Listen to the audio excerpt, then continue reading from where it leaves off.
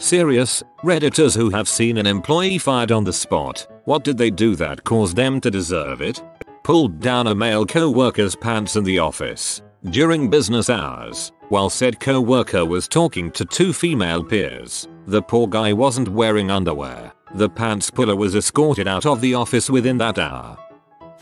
I had an employee who was brought into the office for doodling on product packaging. The other manager in the room said, "Do you know why we have you in here?" He replied, "Because I was stealing." Yep, fired on the spot. Whoa, that problem solved itself. The fired party did nothing to warrant termination and the manager who fired her was dismissed. A young accountant, around 24, made an appointment to see her manager. Both parties agree that she informed him that she would be having surgery the following day to remove and biopsy a tumor. She wanted to discuss the status of her projects and develop a coverage plan for while she was on medical leave. He wanted her to delay her surgery until after a certain project was complete. While she was walking to Human Resources to apply for a medical leave of absence, her manager followed her and screamed at her about being insubordinate and insisted that he would fire her if she didn't return to her desk immediately. She calmly stated that this was a medical emergency and the timing of the surgery was non-negotiable, so he fired her in front of the director of Human Resources. He was terminated the next day, which I did not witness. She returned to work once she had recovered enough to do so, about a month later, if memory serves. That HR director was the only thing standing between that employer and a massive wrongful termination settlement. Shut down a mainframe. At noon, vendor tech went into wiring closet and started unplugging things which dropped the system at peak traffic. Was working and all of a sudden half of all traffic fails out of the blue and all my tools blow up with alerts. The guy that did it didn't have a work order to even be in the cabinet in the first place, let alone to unplug anything. It was also not the first time that guy had done it. They fired him and his manager. They fired him and his manager. That's my favorite one. Dude fricks up so bad his manager gets fired. My first job, I worked at a grocery store. I don't remember much, but I do remember one day when the store got crazy busy, and they had to pull people like me from other departments to work checkouts. They have me as a bagger, and the guy at the scanner is another guy that I worked with in produce. Now, when this guy gave change, he'd accidentally pull out an extra fiver and pretend to put it back in the register when counting out change. Then he'd slip it into his pocket once the customer turned around. I noticed this pretty quickly because he's doing it with literally every customer. Even if they weren't getting change, he'd pull one out and act like he forgot they paid with a card. After I noticed it, I saw him do it a couple more times and thought, wow, wonder how long he can get away with that. Not 2 seconds passed between me thinking that and me turning to see that night's manager with a police officer walking towards our checkout counter, fired on the spot and arrested. The employee stole money out of a customer's bag while the customer was watching, while on like 3 different cameras. She was removed by police, and our senior most manager on duty went to the police station to fire her directly from there. Worked at a restaurant that was having a meeting with everyone present, including the higher ups. Pretty normal meeting and everyone is discussing changes they'd like to see or changes they'd appreciate, etc. At one point head manager asks if anyone else has something to share. This one dishwasher raises his hand and says, "I know I've not always been the best, but I'm gonna work on that. From now on I won't get high in the stairwell by the dumpster. I'll walk down the street on my break. You won't even smell it on me anymore. Promise." Dead silence in the room. Manager speaks up, "Did everyone else just hear that?" We all nod. "Great, so now I have to look like an butthole and fire you. What were you thinking?" Manager says. Dishwasher is shocked. But I said I was fixing it. You guys won't even know anymore." He was walked out and removed in front of the whole staff. I tossed some stuff into a bin next to the guy in the warehouse during a summer job in college. He thought I was throwing it at him and started yelling and coming at me. I ignored him and went on to the next shelf that I needed to put stuff away on, and he kept after me. At this point he was yelling so loudly that the shop boss heard him from the other side of the massive warehouse and had made his way over from behind the guy. The boss looked to me and asked what was going on, and I told him. The other guy was still yelling. He was gone in less than 10 minutes. It was his first day. If the guy was a hot-headed, you're lucky he wasn't waiting for you in the parking lot when your shift was done.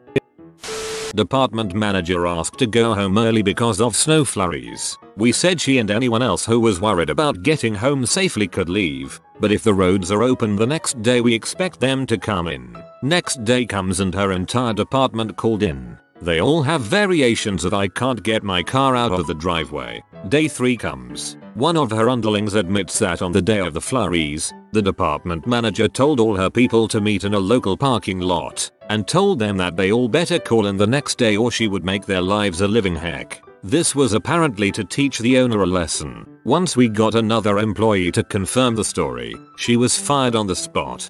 The best kind of plans are the ones that rely on tons of people not saying anything.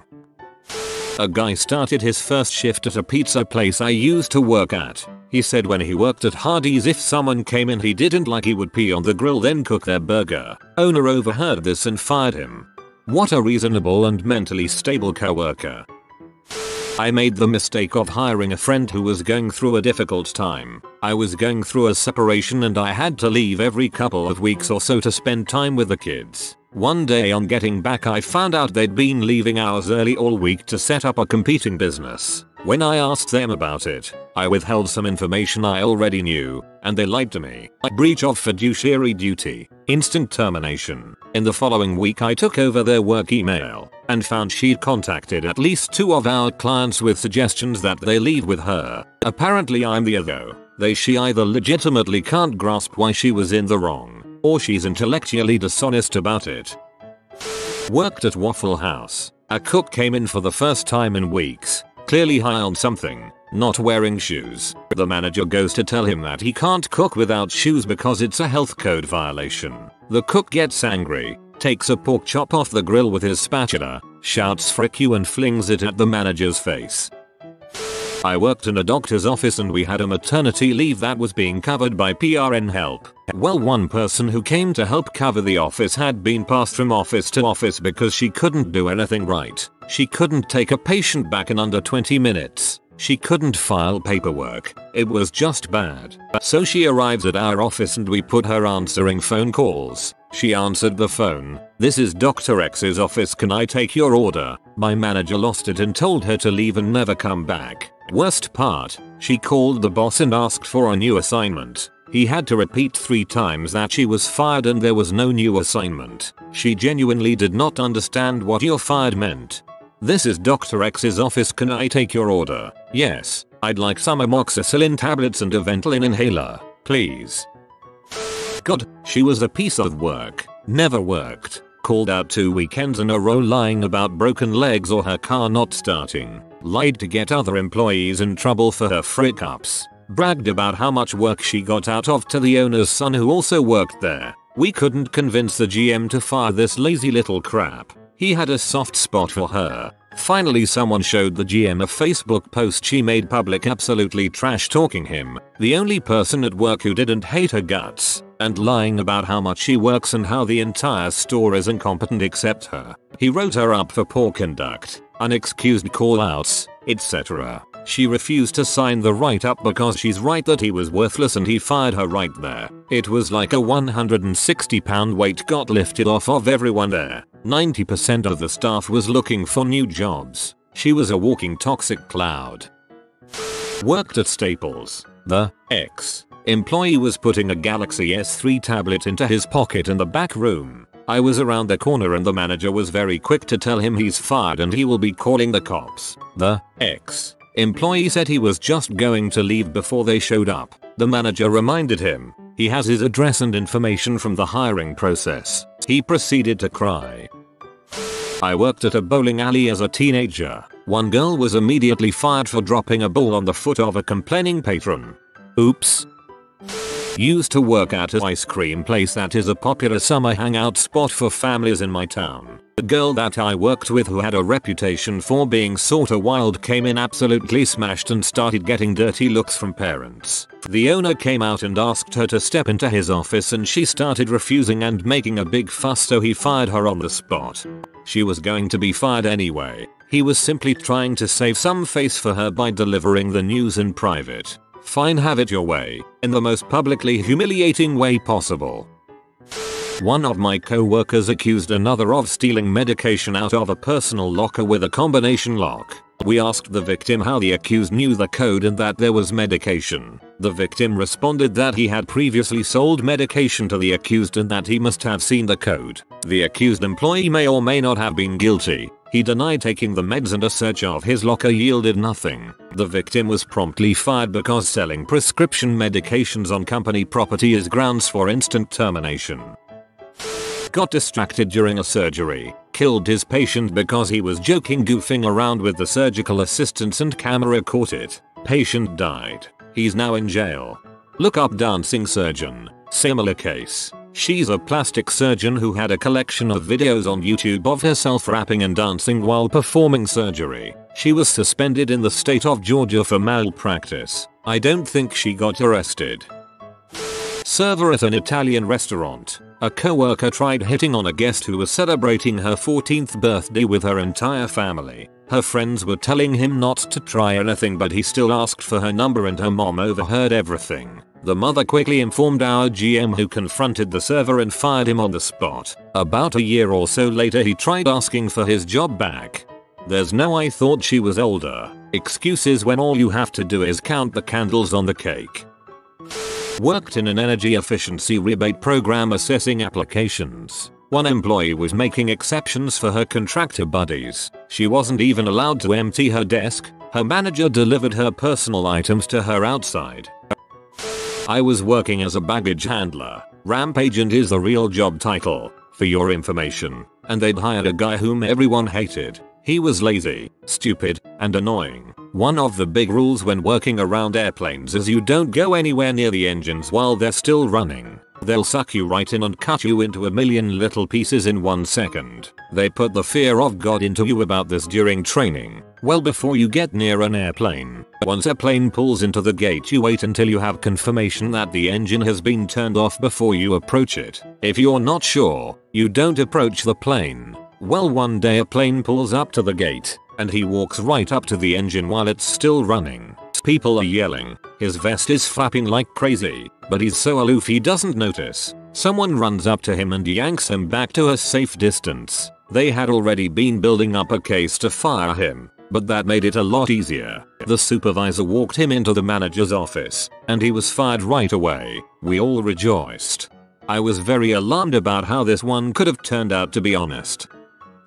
Rolled his eyes and chuckled at a manager's meeting while the GM was addressing some issues. GM told him, "And that attitude is why you don't deserve to be a manager here. Please leave." Double quote. Guy got up and was never heard from again. A food runner at a bar I used to frequent was fired from his job for stealing a giant bottle of Grey Goose. The best part is that it was a display-only bottle that was filled with water. Interesting. Where I'm from, it's illegal for establishments to refill liquor bottles with anything, even the same exact liquor, for any reason whatsoever. We had to break them into the trash when empty to ensure that they couldn't be stolen and refilled. Totally irrelevant. Great story though, lol. I saw co-worker get fired for answering an emergency phone call. Our district manager didn't like to see us with phones, so he fired her right there. The call was letting her know her father was dying. On the less depressing side, she was already planning on leaving, had her next job lined up and everything. That sucks about her father, but good for her.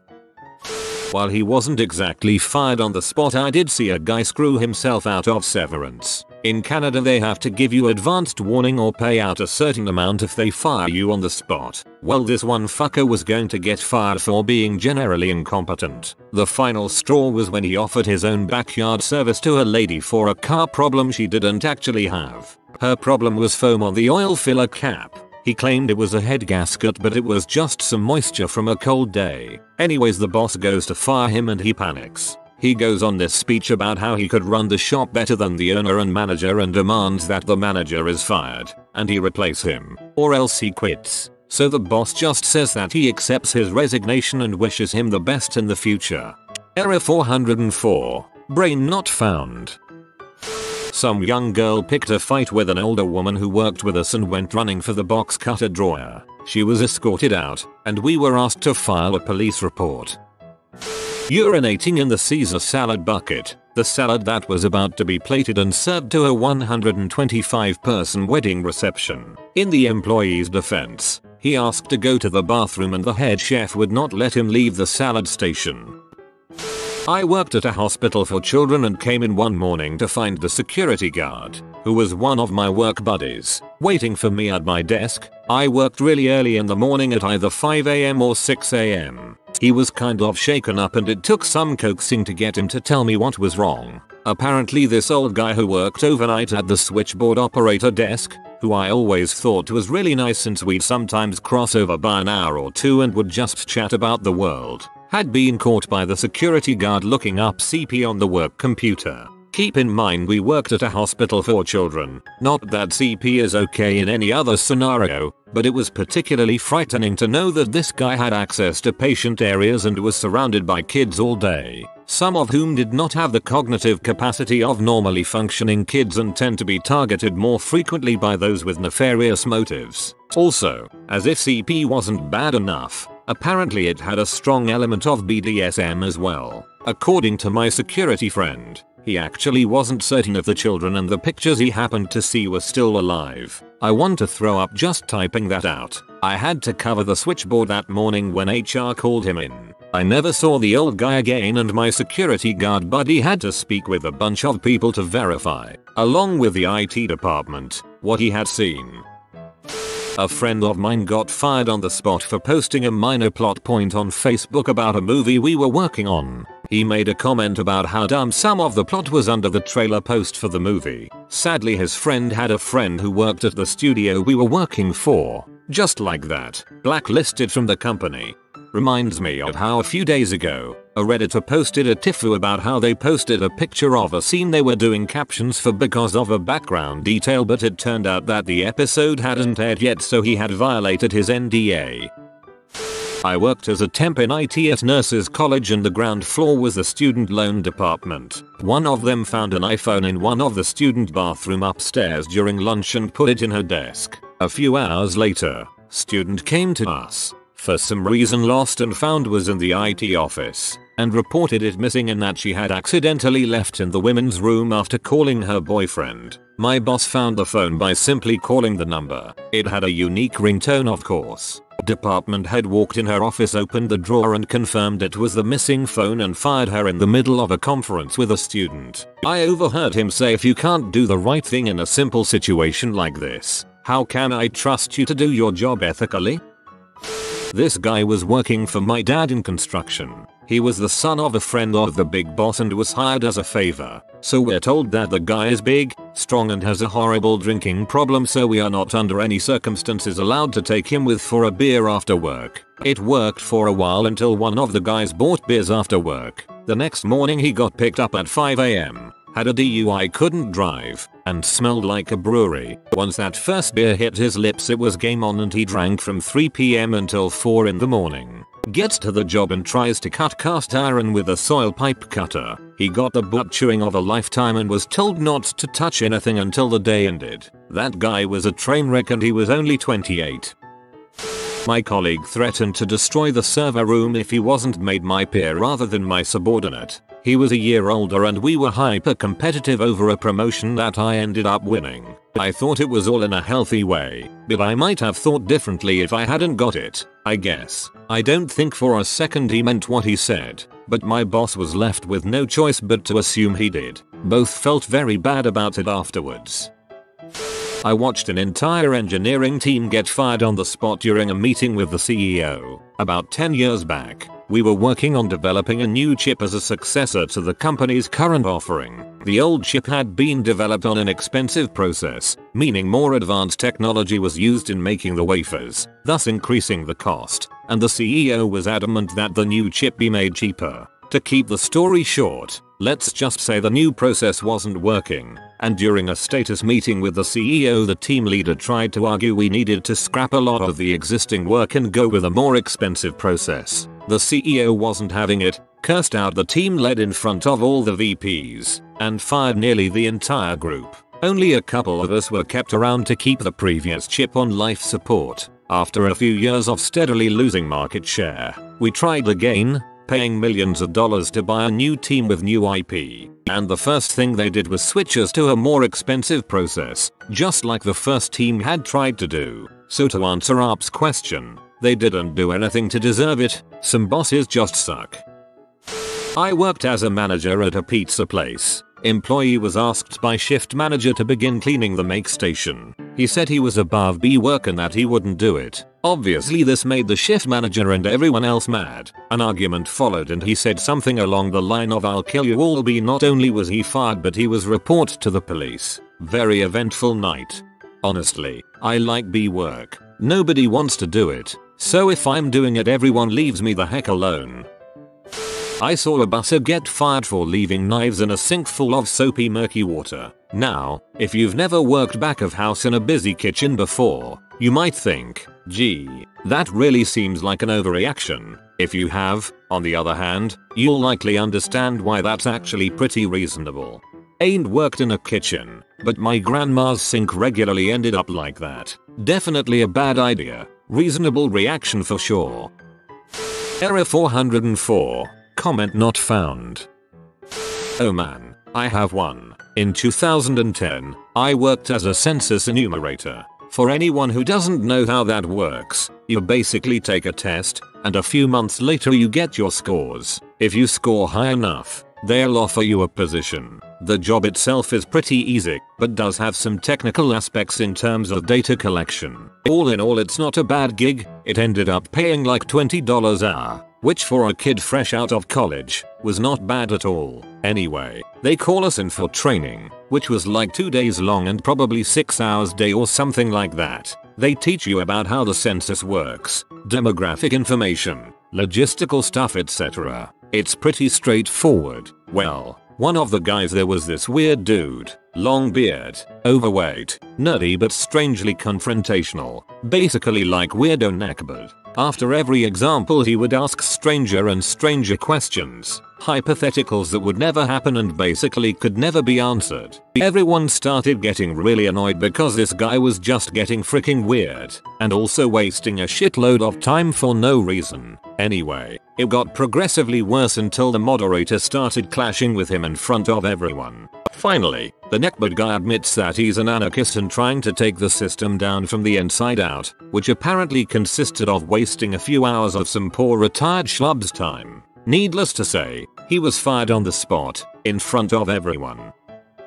I was the manager of a pizza place while in college and had to fire one of my delivery drivers on the spot. A lady came in with a grocery bag full of trash, including many of our receipts. Told us that the delivery guy dumped it out from his car onto her lawn. I calmed her some things and told her I would take care of it. I confronted the guy when he got back from his deliveries and asked him if it was true. Conversation went a little like this. Me: hey man, we had a lady come in with a bunch of trash and said you dumped it on her lawn. Is that true? Him: yeah. Me: was she a B? Did she not tip you or something? What happened? Him: no, my car was just dirty. Me: so you just emptied all of your trash into her yard? Him: shrug. Yeah. Me: dude, what the frick? I can't even comprehend why you would think that was okay, even if she didn't tip you. The fact that you just did it cause your car was dirty is even more insane. I can't have an employee with that little judgment. Hand me your money so I can count you out.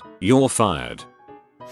In high school, I worked at Perkins. First as a dishwasher, then as a cook. One night, I was the only cook, and the dishwasher was getting close to leaving. I told him to finish the dishes currently waiting, then he could go. After he left, I found several hours worth of silverware in the garbage, covered with a light layer of food to hide it. I called his house and told him not to come back. I had no power, but he really needed to be fired and it felt good to do it. Officially, he was a no-show, since I couldn't actually fire him. The next night, I told the assistant manager what had happened and what I did, so he called in a replacement and everyone was happy.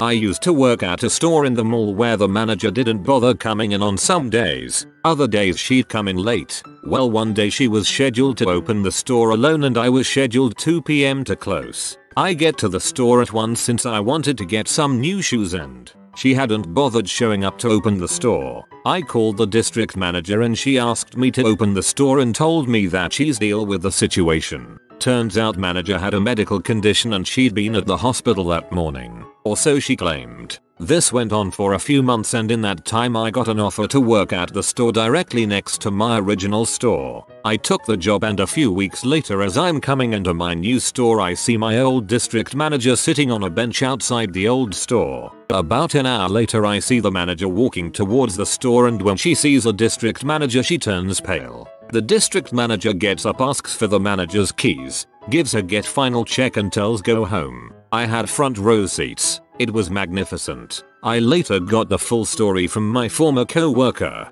Turns out that manager did have a medical condition, but she lied about hospital visits and was actually going through a rough divorce and was staying home to improve her marriage rather than working. On the day the manager got fired, the district manager called the store at opening time and the manager answered and said she was at the store. The district manager had her doubts and decided to go and verify that she was actually there. To no one's surprise she wasn't. She had however set up the store's phone to forward calls to her cell. The real kicker to this story is that the manager was the one that made the work schedule.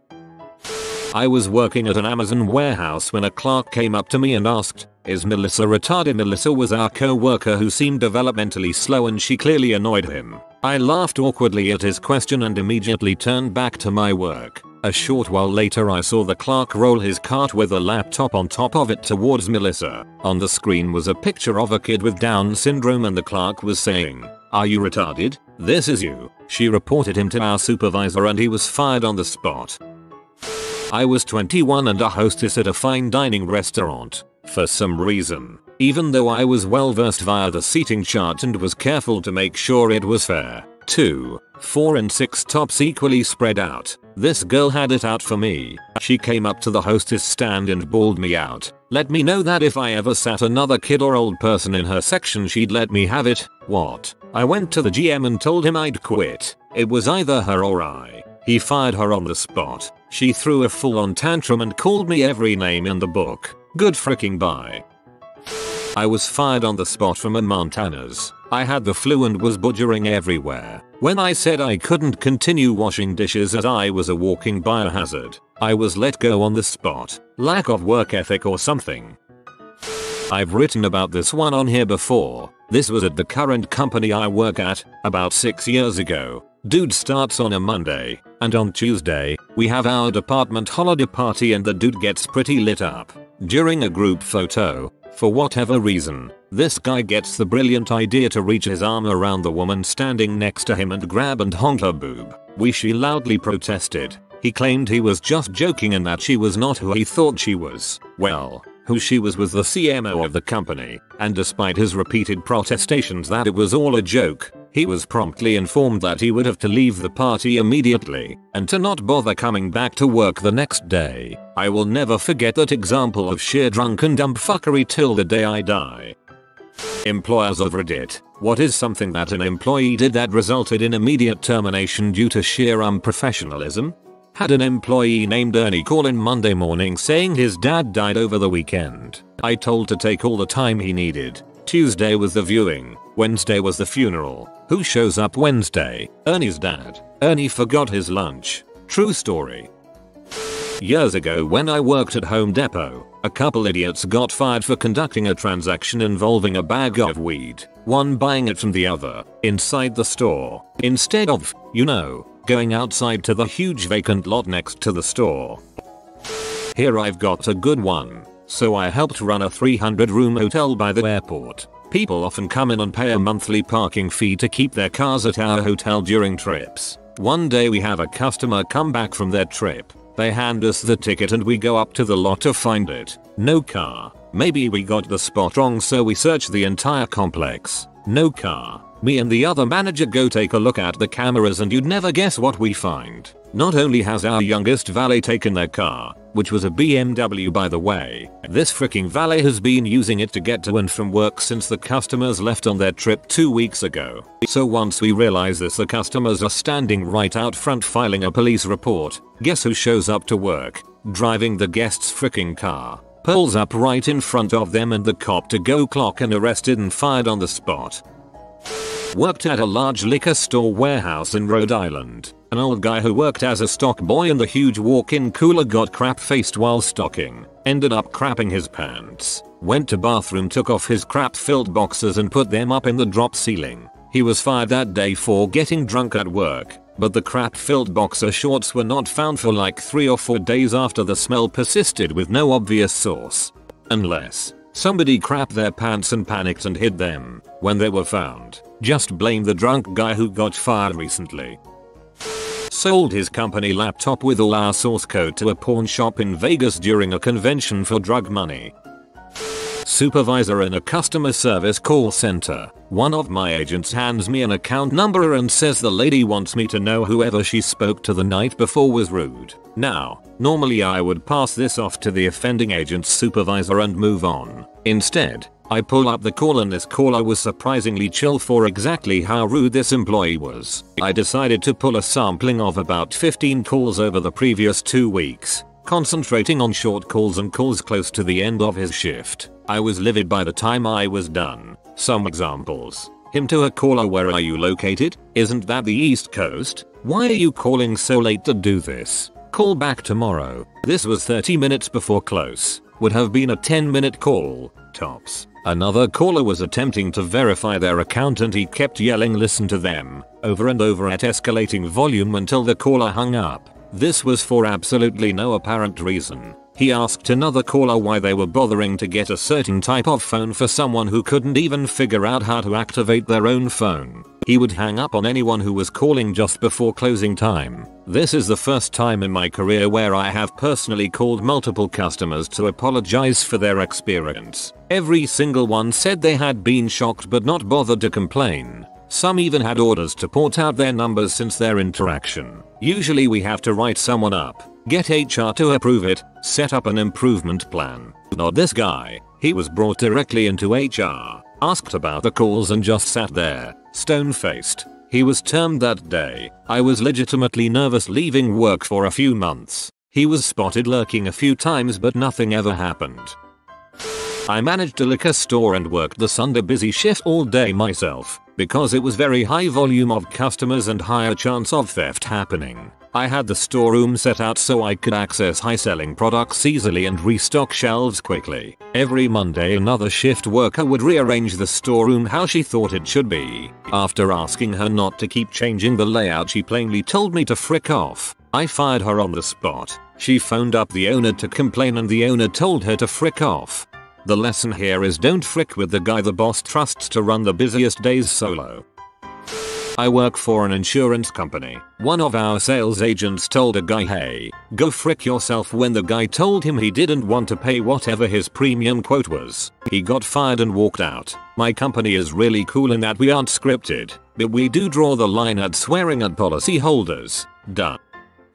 New employee struck up a conversation with his female supervisor about golf. She had no interest in sports. While going through his orientation packet, he kept bringing up the game. We just thought he was strange. After lunch, he told the group of us running the class that he had been working on his stroke. Pulled up a video on his phone of him stroking his dong in the store bathroom to trick show us. Kudos on the build up. Horrible punchline. Worked at a country club. Huge outing with hundreds of people. One of the caddies gets in a fight with another caddy and yells "I'm Mark2B" and pulls out a blade. That was his last loop. The poor people were supposed to do that in the basement where the rich could place bets, not in the open. Once upon a time, we were taking donations for the neonatal intensive care unit. A gentleman I worked with asked a customer if he wanted to make a donation, and the customer declined. The employee said, "Okay, I'll just write down here that you hate dying babies." The customer wasn't happy. He was fired shortly after. God dang, I hate stores asking me to donate money to their charities. Just let me buy my hot fries in peace. Sharon. I know it's not Sharon's fault, and I never take my annoyance out on the employee asking, but the obvious attempt at corporate tax write-off gets under my skin. Somehow took bolt cutters out of the security office and cut open the locks on the lockers of 2 co-workers. Caught on camera. The kicker? He had his 2 weeks notice and his last day was that week. He would have received an 80-hour cash out of his remaining paid time off and been eligible for rehire. Instead, He was fired at the start of his last shift. Managed a certain gaming retail store. Had to hire this one girl who was the daughter of one of the store manager's friends. She was absolutely worthless as a worker. Wouldn't listen or do any tasks she was given. She was closing with me one night. As we closed the store, I was counting the register and told her to take out the garbage. She looked at me and said, "That's gross." No way. At first I thought she was just afraid to go outside alone. So then I asked if she would vacuum the store. She leaned back on the counter, said I don't vacuum, and started messing around on her phone. I had enough at that point. I told her she could pack up and leave. She asked if she could look at next week's schedule. I told her not to worry about it and that her shifts would be taken care of. My company put people up in hotel rooms when it was snowing pretty badly, with of course the expectation you would work the following day cause they knew it would be busy. One guy was somehow angry about that and decided to take a poo in his hotel room's bathroom sink. He got fired and we got banned from the hotel. Employee finished training for part-time work. She received her schedule and immediately accused our store manager of lying to her. She claimed she was promised full-time, when our SM informed her that she was not, and that we didn't hire full-time for this position. She looked him in the eye and says, "You need to clock out so we can go outside and talk about this." She then starts rolling up her sleeves. My manager was less than impressed. He told her to leave and that we'd call the cops if she returned. During induction on day 1, each new hire had to spend some time with every department to see what they did. New employee was more interested in talking about the problems she had with her son than learning about work. Turns out the bottle of Sprite she had been swigging from all day contained more gin than Sprite. Gave a guy a raise one day, title as warehouse manager. His job functions did not really change, and he had supervisor control over one part-time helper. It was a small place to work. He then proceeded to tell all 8 of his co-workers that he was paid more than them, and he told each one exactly how much because he got escalated computer privileges, and payroll was accessible via check ledger. Quickly fixed oops, and then he said that he was planning on rolling in around 10 and leaving at 4, taking 2-hour lunches. He went on at length how he was way more important than they were, etc. etc. It was a total Jekyll Hyde transformation, the likes I had never seen before or since. The power rush to this guy's head for $50 more per week and a modest title change was amazing. All in 24 hours. Then he was fired. I was in stunned disbelief that I had to fire him. I went to pick up some parts from a supplier. Supplier, how is your day going? Me, you wouldn't believe it. I gave a guy a raise yesterday. Supplier, and you had to fire him today, right? Me, how did you know? Supplier, I have been doing this 40 years. Some people are crazy when they get a tiny bit of power. It happens. It's like he turned into the sort of person that runs a homeowner association. Discretion, no matter how skilled an employee is, discretion can be the difference between continued employment and merit increases and unemployment. Director of Brewing Ops here. Hired a dude who claimed 3 years professional brewing experience on his resume. About 2 months in, training him to run our brew house, where the beer gets made before it's fermented. As part of the process, boiling water is cycled through the system to sterilize clean it. Guy almost opened 2 different valves doing this, both aimed directly at this crotch. Would have resulted in him getting literally 300+ gallons of boiling water poured onto him his dong. Tried to have a talk with him later that day about why he did that, how to make sure he didn't do it again. Dude slammed his fists on the table, yelled, "That's bulls, you told me wrong at the start of convo." Fired the next morning. I wouldn't hire that guy to run the fryer at McDonald's. Too likely to dip a hand in to grab a loose nugget. Restaurant GM came with the idea to have employees do an anonymous survey. Most replies were about how much the GM was a bully. Fired. His own idea got him fired. That and he was a power-hungry frick chop. That's pretty satisfying. My supervisor punched another manager because he forgot to process his fantasy football transfer requests in time. My workload increased considerably that day. Fun times. As the commissioner, that is very unprofessional. One guy was late 23 fricking times in a 2-month period. Hadn't even been there a full 3 months. Instead of firing him, management suspended him for a week. This idiot calls corporate and tells them that he's been treated unfairly, so the store manager and his department manager have to have a meeting with him, and he shows up 15 minutes late to the meeting. When he finally showed up, they just fired him. A guy at my warehouse job asked another if he had visited the capital of Thailand. The victim, confused, replied number and was then slapped on the dong by the other guy. That ball slapper got fired quicker than the guy who broke out coke on our smoke break. Best worst college job I ever had. Bangkok. My sister owned a restaurant. It had security cameras mounted outside the delivery door on the backside of the building. I worked for her doing the books and alcohol inventory. Around 7:30, 8 o'clock the prep crew comes in to prep for lunch, as well as me, a chef and a waitress. I'm sitting in the basement office, computering away, when all of a sudden, the waitress comes flying in with one of the chef's a horrified look on her face. She said she was out on the patio and heard a noise, so she looked around the wall and found one of the prep cooks slapping his salami in the corner by the delivery door. We quickly flipped on the security camera and sure enough, this poor kid is in the corner behind the restaurant absolutely beating himself like a drum. We all laugh hysterically and wait for him to finish. When he came back in, he washed his hands and then was asked to come to the office. Guess who got fired for spanking it at work? Poor kid. He was mortified and started crying. It was quite embarrassing for all of us. When he came back in, he washed his hands. Hey, at least he washed his hands. Worked as an assistant manager at an electronics store and had one employee pull a prank on a third key. Her mom used to be the manager, so she thought she was untouchable. Third key didn't appreciate it, so I brought her into the back and she refused to apologize and was hostile the entire conversation. So I sent her home. On the way out she threatened to see said employee in the parking lot at close, making a fist at him. I called her back into the store and told her she no longer worked with us. I worked in a cinema and there was this student who helped out as a projectionist during his time off school. Apparently, he used to sneak his friends inside the projection room so they could watch the movie for free from there. One day, he called in sick but his friends came anyway, and because the guy wasn't at work, they simply asked his boss if they can watch the movie upstairs again. Our boss called and fired him while his friends were still standing in front of us. I know somebody who got fired as a projectionist because they thought it would be funny to intermittently draw lines on the film with Sharpie as it was feeding into the projector so that the audience would occasionally see a dark line in the middle of the picture.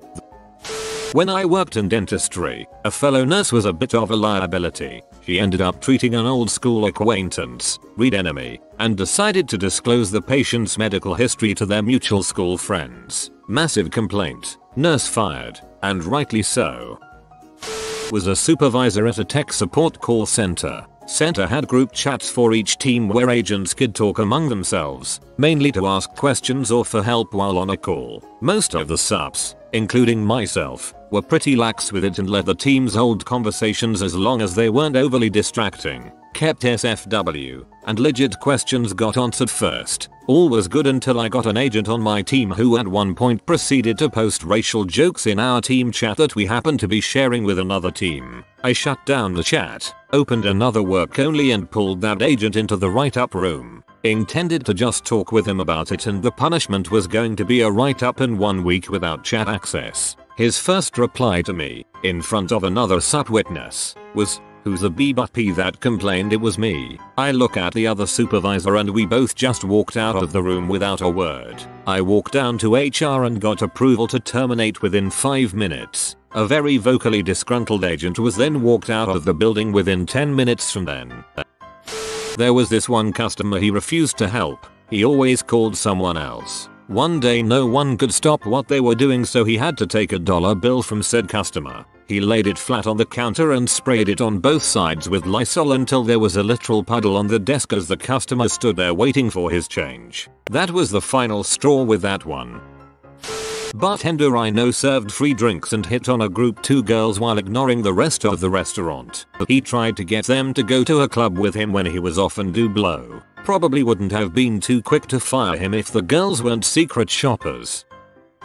Young guy on his first day left during his 20-minute break and didn't come back until almost 3 hours later. When questioned he said my friends invited me to breakfast, so he went out to a restaurant to have breakfast with them and came back to work after. He was told he can't do that, you only get 20 minutes. He said, oh sorry, this is my first job I've ever had. The next day he disappears after first break again and comes back about 2-3 hours later and says he went out for breakfast with his friends again like it was no big deal. Fired on the spot. Edit. To clear things up for some people, the 20 minutes was for the first break of the day. We had another break later that was 30 minutes long, a total of 50 minutes of break in an 8-hour shift. 30 minutes is a legal requirement here in Ontario for a period of 8 working hours. The actual law states that workers cannot work for 5 hours without 30 minutes of break to eat. Therefore most companies will make that break happen at a time so when it's over there are less than 5 hours left in the shift. By doing this they can legally only let employees have 30 minutes total because of the loophole of not having another 5 hours worked consecutively. It's pretty crappy of most places to do, but it does not break the law to do this. Really nice for being understanding for the first time. People can be very clueless about obvious things sometimes, so I think explaining that was not okay and letting him have a second chance was super nice. Openly did coke at a company party. No one cares if you do coke. Just go to the bathroom, so we have plausible deniability. We had a guy who worked with us who had brain damage. Management let him get away with a lot out of fear of a lawsuit. Mainly, he liked bragging about how many girls' asses he'd touched. He'd apparently just walk up to girls in public and grab their butts, then come into work and brag about it. While it's kinda skeevy, you can't exactly fire someone for that. I also heard him bragging about something he did on Tinder once, but I didn't hear the whole thing. I wouldn't be surprised in the least if he was bragging about sending girls dong pics, though. Anyway, what got him fired instantly was when he started hitting on a girl at work. She told him no, so he threw a stapler at her head. Instant termination. Bragging about sexual harassment definitely falls under the can be fired for list, even if it's not happening at work. Talking about it openly could easily be considered as creating a hostile work environment, as it could easily be overheard as making sexual remarks. A girl in the gas station I work at was fired for punching a customer who was trying to steal a Snickers. She made up this bull's story about how he spit on her or something, but the cameras caught everything. Apparently he was an older man on crutches. The CEO of the company got the video and she was fired instantly. I worked at a tourist attraction and we had a small shop that made and sold fudge. Well, one of the girls that worked in fudge stole a whole duffel bag of fudge. She was fired the next morning. Thanks to you I now have duffel bag of fudge as a concept, and it will stick with me for all of time. At a small startup, we found that one of our junior developers had a Twitter account where he tweeted all day long about how much the company sucked and how unfair it was that we were making him fix bugs in the software. Found the account at 5 PM and he was crap canned before he could even make it back into the office the next morning. A server got caught ripping off people with $3 off coupons. He went to a paper machine, stole all the papers to get the $3 off coupons and was able to pocket the $3 on cash customers. What he did not know was the coupons are numbered and all of his that he turned in were in sequential order. Summer job when I was in high school. I was a lifeguard at a country club. Some hotshot all-state swimmer worked with me and acted like he owned the place. He never did anything other than check out the women who came to the pool. We guarded on rotation and it was now his turn to be in the high chair. Not too long after, a little girl almost drowned cause Phelps up there fell asleep. Fired immediately. She didn't want to help me do the store windows displays because she could break a nail doing it. I thought she was kidding, but no, she was dead serious. She was mad at me for firing her. She didn't showed up for work, didn't call or anything. She was mad at me for firing her. She stole from the store. Yes, she was also mad at me for firing her. He spit on the floor. Inside. I wasn't the one who fired him, but he was still mad at me for not defending him. It's like living in the Twilight Zone. Who raised those people? Not an employer, but a sort of manager. I worked at a large mechanic shop as a glorified janitor in college. I worked cleaning stuff or refurbishing old parts, but sometimes turned wrenches as a mechanic when it got busy. One summer got really busy, so I was being a mechanic more than cleaning and the place went to crap. To make up for it, my boss hired some high school kids and had me train them. Easy peasy. After that, I was supposed to dole out a chores list every morning to them. One kid was lazy, and my boss knew it, so he told me to give him the harder chores, to break him in, which actually is how I go good at my job in the first place. A chore that needed done one day was to weed whack the property, which was rather large. It was most definitely the hardest chore that day. Told the kid to it, and he went off. An hour later, one of the other kids approached me and said the lazy kid tried to pawn off his task to him because he didn't want to do it because he was above the other new hires. Boss didn't take too kindly to that and fired him on the spot. I held a temp agency job to put up some warehouse shelves. They asked me to weed whack their whole property, about 4 acres. I did it, but it took about 3 hours. The guy I was reporting to handed me a $50 cash bonus on the spot for doing it without complaining. I was cajoled and convinced to hire my then GF's sister's boyfriend to help out in my old business refurbishing buildings. It was just 2 weeks work, so I hired him. What's the worst that could happen? All he had to do was fetch and carry tools and certain bits of product. Nothing heavy, nothing tricky. Just fetch me that hammer, get the ladders, see that timber, put it on the trestle so I can cut it, etc. By the third day it had all got on top of him. Fetching hammers is tricky work, obviously, so he decided to go to a house near where we were working and get out of his head on drugs and drink. I hadn't seen him for a bit, so I go look for him and find him with his eyes going in seemingly different directions, sitting on an armchair with powder on his nose, some weed in one hand and a can of beer in the other. He was off his freaking head. I sacked him, but I even tried to help him by saying to tell everyone that the company decided we didn't need an extra guy anymore. However, this was not good enough. So he told his GF I just didn't like him and had fired him for no reason. She then got onto her parents. I then had my GF, her sister, and their parents all giving me crap. This berating quickly stopped once I flipped my crap and told them what really happened. Congratulations. Now not only did he prove he was a slacker, he also looked a drunken druggie who had to lie to cover it all up. I have no idea what he thought would come of it. Idiot. Never hire friends or family. Always take a pic. We have video recorders and download the violation onto a stick drive for unemployment requests for benefits. Sounds like yours is a smaller business, but it can save you from lawsuits as well. You might scroll to the bottom of the comments for an unusual term we had that I posted. Cameras unfortunately only recorded the truck. I worked in a call center. One guy was particularly salty one day and left while telling a buddy he was going to burn the place down one day. Someone else overheard him, and he was gone the next day. I wasn't actually around for this, but I heard all about it. A guy at a car dealership I used to work at got a promotion that he probably wasn't ready for, and the stress was getting to him. One day he approached the service manager about getting something done quickly for a vehicle that just sold. When the manager told him that they were too busy to fit it in that day, he snapped and grabbed him by the throat. It took 2 guys to pull him off. He got sent home for the rest of the day, and in the morning, he came in for just long enough to clear out his office. Apparently he is at another dealer and doing much better now. Was a manager at a sales call center. Girl would have 2 headsets on, one for work and the other for her unemployed GF that wanted to talk to her all the time to make sure she wasn't at work cheating on her. Funny thing is, she got fired for watching movie trailers on her computer, which was right in front of a security camera.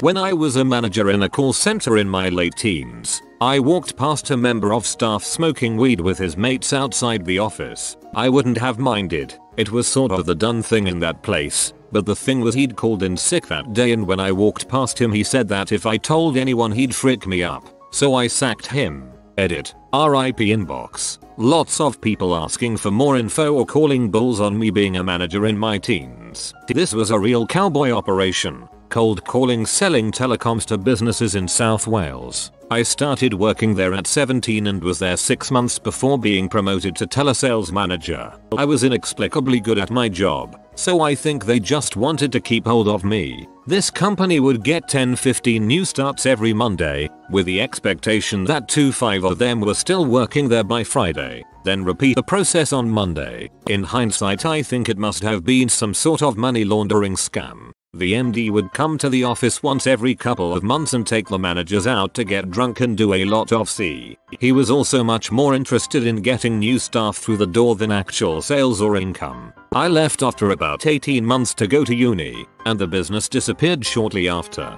When this incident happened, I went back upstairs and had a good laugh about it with the other managers. They asked why I didn't sack him there and then, and I responded that I didn't think it was in my job role. They handed me the phone and told me to call him and tell him not to come back. We put it on speakerphone and could hear his mates laughing in the background. He called me a C and hung up on me. Never saw him again. Oh, easy. 10th grade teacher. Testing new hires in a classroom setting. Wednesday was a guy I already wasn't a big fan of. He spent a lot of time trying to be the cool guy who doesn't care, asking about how many vacation days he has and when he can take them in the days immediately following getting his job, making fun of the teachers who dress formally for their job. Newsflash bud, we have a dress code as well, and just a general nonchalance that was totally inappropriate. So this hire is having his classroom day, and he writes something on a piece of scrap paper and slides it onto a student's desk with his back turned, thinking I didn't see. I thought maybe he was trying to tell her something without embarrassing her, like maybe she had her fly down, had started her period, or even was just working from the wrong chapter of the book. I took him aside rather than calling him out in case that was the situation. I said, "What did you just hand to that student?" point blank, without skipping a beat. My cell phone number. I walked right back in there and got the paper from the confused and uncomfortable looking girl to verify this, and sure enough, he had, with a smiley face. I asked him what gave him the nerve and he said, "Come on man, this is high school. You've been there, right? One look and you know she's way past puberty. If there's grass on the infield, play ball." We filed a police report and sent him packing. Worked at a daycare. Employee told 4-year-old, "Get your hands off your pee," in front of the district manager. People who got fired on the first day of the job. What happened? Hired by a chain store. First day of work. Still in the back office filling out paperwork. Dealing with HR. Manager says to me, "I sent in the automated personality test, and corporate says I can't hire you. I'm sorry, they did pay me for 1/2 a day though." If you ever have to take one of these tests, always answer report to my supervisor, even if the correct answer is pull the fricking fire alarm and get as many people out of there as possible. All they are looking for is someone who is incapable of challenging authority. I just got hired at Sonic Drive-In. They had secret customers come in fairly regularly who order and eat the food, then judge the employees and restaurant on how well they handled company policies and stuff. Well, the current employees have been getting horrible grades lately, like the highest in the last 2 months was 68/100. The owner walks in and says the next person who gets below a 90 is fired. So on my very first day they put me on drive-thru, which was a nightmare, and sure enough, I find out later that a secret customer rolled up. Owner comes back in at the end of my shift 8 hours later. "Who was working driving through today? You got an 88. You're fired," and then left. So that's how I got fired for being the best employee there on my first day. So on your first day you got a higher score than the previous secret shopper scores. You did better with no training than people working there longer, yet they fire you. That owner or manager is definitely the reason why the scores are low. Pizza place. I asked what my pay would be and whether the training was paid. This was highly offensive to the comically Italian man who owned the pizza place, and he said that there was no need for me to come back. The pizza was awesome, though, so I still got pizza there. I wonder if this counts. I once got hired by a magazine to do some translation work. It was a freelance gig, so we didn't even do any official paperwork beforehand or anything. When I arrived, they said, "Oh, so sorry, we already had someone come in and do the translation." I was livid. I asked why I wasn't notified. They had no answer and essentially fired me on my first day. About 6 months later, I'm working somewhere else, and I get an email from the same local magazine asking me if I'd like to come in and translate some stuff for them. I was in a bad mood, so I went totally out of character and went off on them via email, but in a professional tone. I basically said, I do not respect you or your boss for treating me this way. Please do not offer any work to me or ever contact me again. 2 days later I get an email from them telling me that I've been fired for insubordination. Got fired on my first day at my first job. During high school, mixing custom colors at a paint store, I followed the formula exactly, according to the manufacturer's specifications, but the resulting color didn't match the sample. As mentioned here some time ago, the paint store owner fired me on the spot in front of customers, even though it turned out to be his fault for not having updated formula specs he had received from the manufacturer. That sucks, but it seems that you got out early of what would have been a crappy job. I applied for a public safety position at a municipality, legit medium-sized town of about 50k people, and got called in for an interview. I show up to be informed that this is a 3-part interview, first with HR, then a physical agility test, then a panel interview which includes the mayor, city manager and medical director. Mind you, I was never told about this process. It isn't in the job posting and I'm in a goddamned suit. I do the HR part, then go to the pat, look like freaking Rich Eisen running a 40-yard dash, only doing an entire pat, and show up decently sweaty at this panel interview. Fairly certain there is no way I'm getting hired for this job. I proceed through the interview. They ask some completely generic questions. I can understand some with a few job specific questions mixed in, but no, this is all if you were walking in the woods, what animal would you see questions. Then one of them stops the interview and says, we've heard enough, can you come in tomorrow? Day after skip Thursday and come in Friday, that'll be your orientation. I said I didn't know I'd be working here tomorrow. I still need to give my other job a 2 weeks notice. Also, am I being offered the job? What's the compensation package? The mayor responds, you work here now and you need to make us a priority. We can discuss pay after your orientation is over. WTF. I said I still need to give notice to my current job, to which he proceeded to tell me not to bother, we wouldn't be a good fit, and to turn in any equipment and uniforms. What equipment? What uniform? So I'm not sure if was fired, quit or never hired, but they sent me a check for 8 hours, so I think my story qualifies. You walk out, the door shuts, the mayor's head droops. Gentlemen, we just lost the best dang employee this municipality has ever had. First job at 14 as a busboy, shown 500 things in the kitchen and thinking I would have to remember them all. Shows me how to be a host on top of all this. I say, can I do that tomorrow instead, as I wanted to focus on learning what they showed me already. 10 minutes later I'm called into the office, handed $20 and told I'm not what they are looking for. It was a good life lesson here. A lot of restaurants are like this. I got hired as a busboy at one when I was in high school, and they wanted to fire me after my first day because I didn't already know what to do. This was my first job as a 14-year-old. The manager of a local bagel place told me I could work a few days a week in the summer. I worked my full first day, cutting toasting bagels all day. The owner came in at night to pick up the cash and told the manager that they didn't have the money to pay for a new employee. I was told not to come back. I did get free bagels from there though. The manager still remembers me and it's been over 10 years.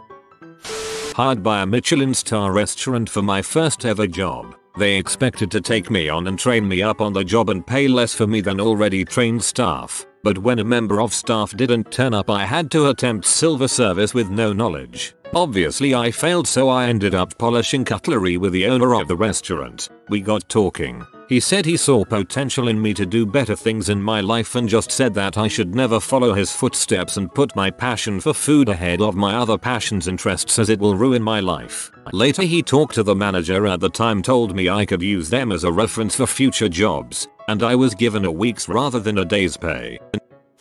I got a job as a waiter at a, supposedly, new upscale restaurant. My first day was the day that they opened. We had to be there at 8 AM in order to get everything ready for the grand opening. I didn't know that scrubbing floors on my hands and knees was a part of my job description as a waiter, but I did it anyways, in my brand new perfectly clean uniform.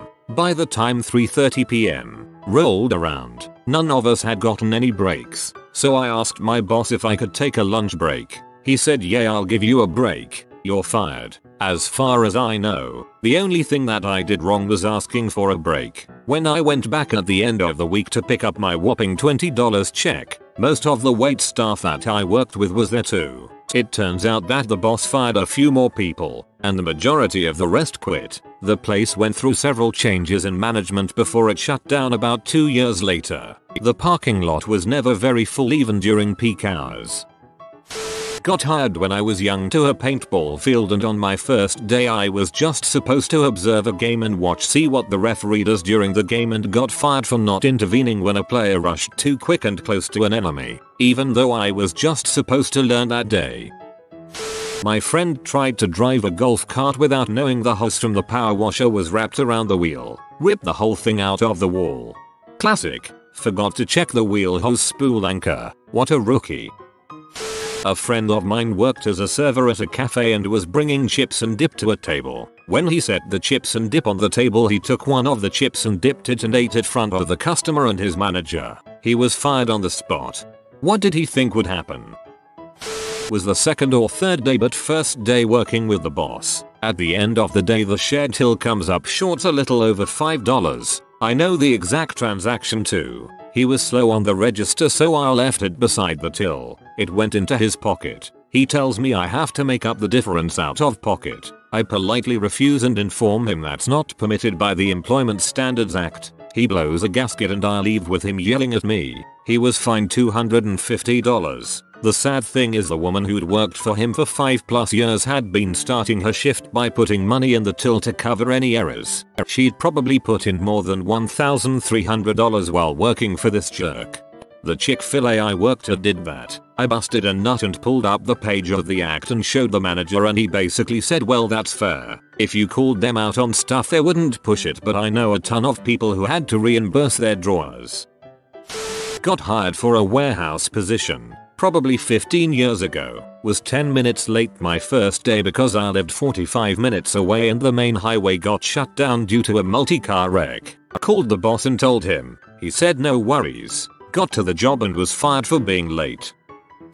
Technically second day since day one was my interview and I did some training. I harbor a sleeping disorder that was at the time undiagnosed. This is important. I was to be there clocked in at 7 AM at a box factory, which felt like a conspiracy during training. Like we were just moving money around from cardboard folder to cardboard folder in a big circle. Giant slabs of cardboard came to us inside of huge boxes, which we then shaped into boxes and filled with slabs of cardboard and shipped out. I felt like the chain probably kept going infinitely until our same cardboard looped back around to us. Regardless, I was to punch in at 7 AM to join the circle of box life, and I woke up staring at a clock reading 11 AM and panicked. I immediately called my boss on a sincere "I am so sorry, I don't know how I overslept even though I'd lost jobs over it before, just never on day one and I can be there in 15 minutes. Are you freaking kidding me? Is this a freaking joke? Quit wasting my time." Click. I groggily stumble the frick out into the living room where my housemates are playing Guitar Hero, and I'm kind of in a state of shock because while I get 4 hours is an absurd amount of oversleeping,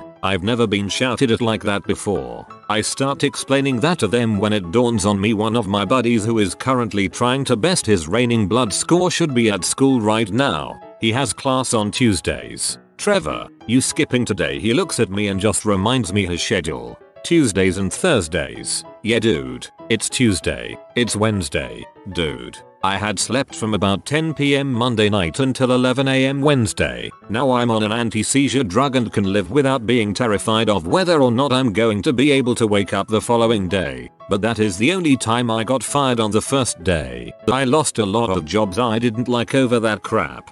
This is probably the best It Is Wednesday my dude story. Not fired, but I showed up for what I thought was my first day in a title. Was then told no, I wasn't hired for that job but for another one that I didn't apply for and for less money. I was thinking about my options when I went to break room to grab a cup of coffee. While pushing the lid down, the cup compressed, covering me and my white shirt and khakis. I went into HR and told them that it wasn't working out and I was taking this as a sign. Gave them a piece of my mind about their hiring practices and crappy communication, and bounced. Got a call from them on Friday asking if I wanted the job I thought I already had.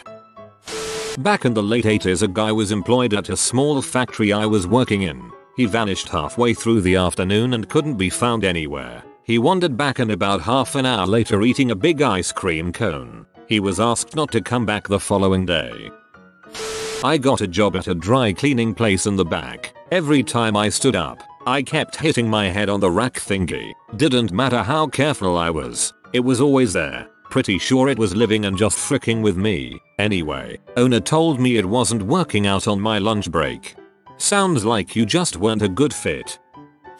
I wasn't the person, but I used to work at a hospital delivering food trays. One day this new girl started. Very beautiful, very prim, very proper. She was apparently extremely rich and her parents had forced her to get a regular people job to teach her the value of $1. I'm not sure if she had made some fiscally unwise choices or if it was just a parenting method or something, but there she was with us. This job wasn't really dirty or anything. I mean, hospital environments are somewhat unpleasant, but all we did, we put pre-made food into ovens and then serve it to people. Cleanup was pretty gross but nothing extreme. Anyway, she couldn't believe that we had to handle food and push around these big carts. It was unfathomable to her. She thought it was putrid and difficult. She cried on the elevator on her way to deliver the first batch of food. I don't know if she quit or was fired, but I never saw her again. One of my nannies, when I was a little girl, was fired the first day of work. She asked my mother if she could go to her house for crayons, and since she lived a few blocks away of our house, mom said okay. 1 hour passed and she did not came back. So mom went to the house of the nanny and saw her drinking tea with her mother. She did not even bother to apologize. Mom told her to never come back, but the nanny did not understand what she did wrong. So she came back next day and sat in front of our door. Mom told her to leave and she never came back. I read this in a really posh accent.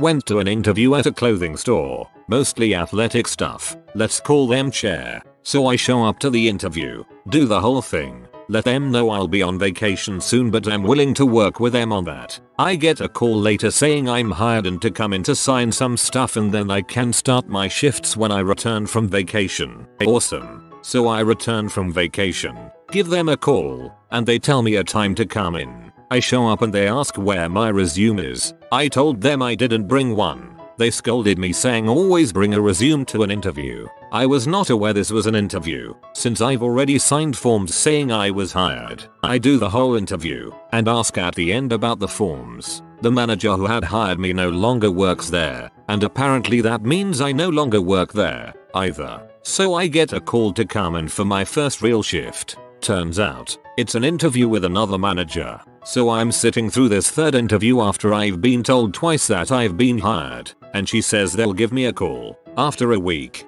I follow up, and I'm told like I said before, if we need you, we'll call you. I haven't called you, so we don't need you. Please don't call again. So that's how I got hired and fired 3 times and wasted $60 on parking for the process.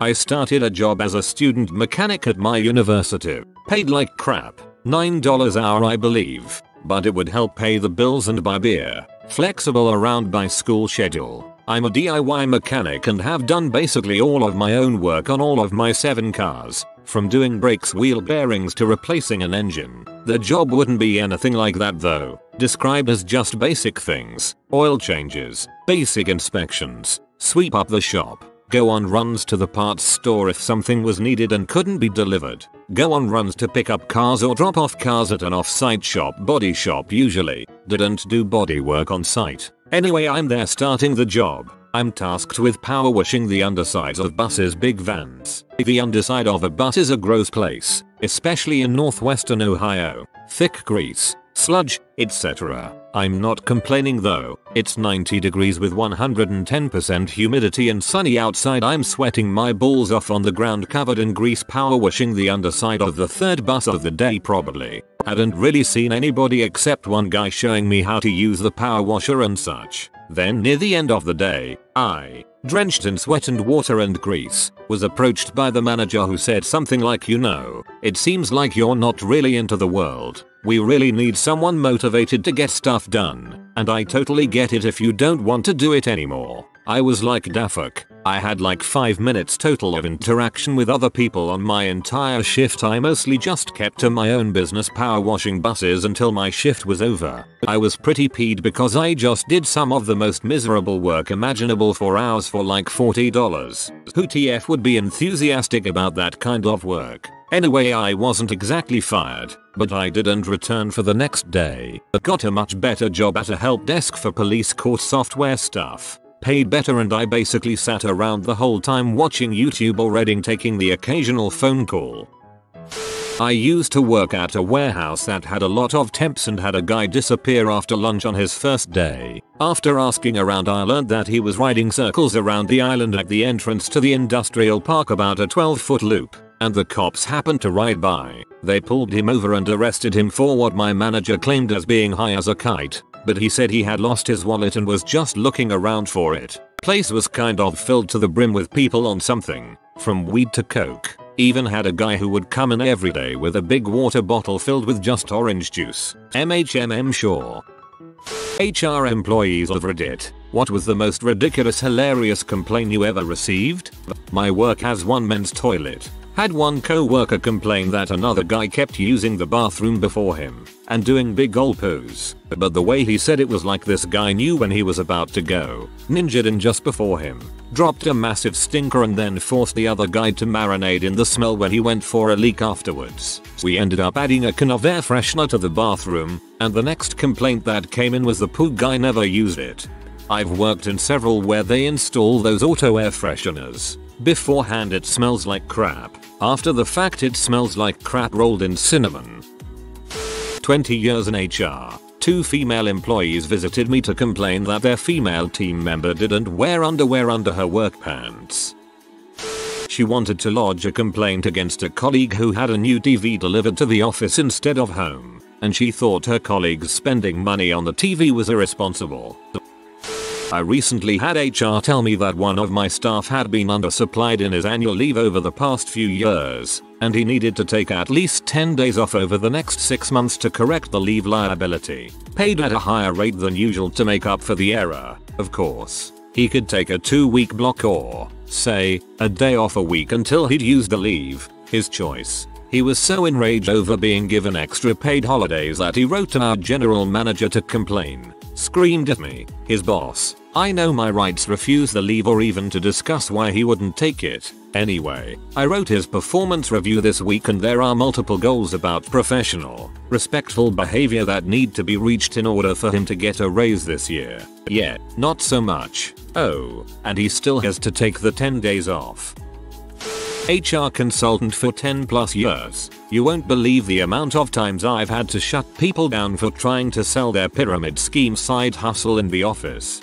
Our HR got involved when an employee attempted to sell her used sports bras on the lunchroom table. She needed the money to fuel her MLM habit. Not HR, but I have a story about an HR person that I will never forget. The company I worked for hired a new girl in the HR department. She was young and very enthusiastic. I'm sure this was probably her first job out of college. Cut to a week or so later, and I'm riding in the elevator on the way up to the executive floor, and she steps in with me. A couple floors later we stop, and an older gentleman wearing a polo shirt and jeans gets on. Before I could greet him, she says, "Pretty casual for a workday." How I had to stifle my laughter when he replied with, "That's one of the benefits of owning the company." She turned an amazing color of red that I haven't seen since. It was all in good fun though. She ended up working there a long time. To be fair, if I was the owner, I'd have admired that. She's brave enough to pull someone up for dressing too casually for the job, which means she obviously takes her job very seriously. An employee used very derogatory terms to make fun of a customer who was in the back of the store, while talking to the customer who was at the counter, who happened to be the other customer's mother. Yikes. Was once asked to investigate a sexual harassment situation where 3 different women were coming onto a male co-worker throughout their shift. I took down the details, got the names, easy peasy investigation, so I thought. A week later, nobody by these descriptions or names had ever worked for the company. I decided to talk to the gentleman again. After a lengthy conversation where things didn't quite stack up, I asked him how these women communicated with him. I crap you not. With a straight face, he looks me in the eye and replies telepathically like I'm some kind of idiot. I had never sent an employee for psychological evaluation up to that point, and I hope never to have to again. So yeah, I was asked by a delusional schizophrenic to conduct a sex harassment investigation on the voices in his head. It's all fun and games until he blurts out "shut up UW" in the middle of a meeting. My HR department once fell for a phishing email and sent everyone's W-2s to a random hacker. HR then informed everyone via a mass email, with no read receipts, at 9 PM on a Friday, even though multiple people were on vacation and had left instructions to be called in an emergency. When I got back from my trip a week later and expressed my concern about her not actually notifying me about this, she totally brushed it off. I said, "Do you realize that I need to freeze my credit? And I'm 7 days late in doing so." She said, "No, don't freeze your credit. You won't be able to use your credit cards if you do." Another time, during a workers' comp claim, I needed to speak to our claims adjuster and she said an adjuster doesn't get assigned until after the claim is settled. That's the exact opposite of how that works. She was my stupid complaint. I was a manager and had to call our HR in on this one. We had a computer that was used by multiple people and a couple of girls complained that it had a virus and P was always popping up when they turned it on in the morning. I decided to have a look see if someone was fricking around on the closing shift, so I looked at the security footage and lo and behold, one of the supervisors was watching P and jerking off. When we called him in, he didn't deny it but said technically he didn't pull his dong out, he just played with it in his pants, so it's not really that bad. The HR guy just looked at him, didn't say a word until after what seemed like forever the jerker said, "So I guess I'm fired," and then walked out. Smart response on the HR guy's part. My partner is in HR. Someone took a crap on the job site. He was given a photo complete with measurements. The people that complained wanted DNA testing done. He's still not sure why they measured it. So they can match the projectile with the butthole that fired it, obviously.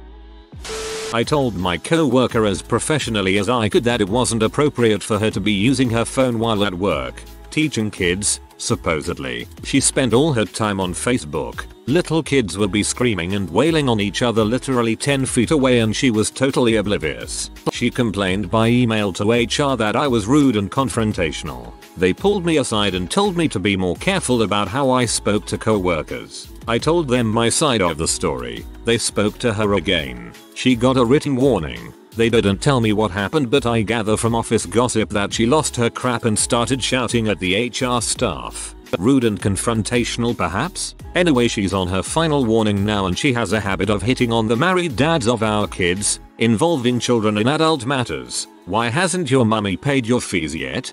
Don't you want to come to daycare? And generally being an unprofessional, self-absorbed pitasso. Can't wait until she gets fired.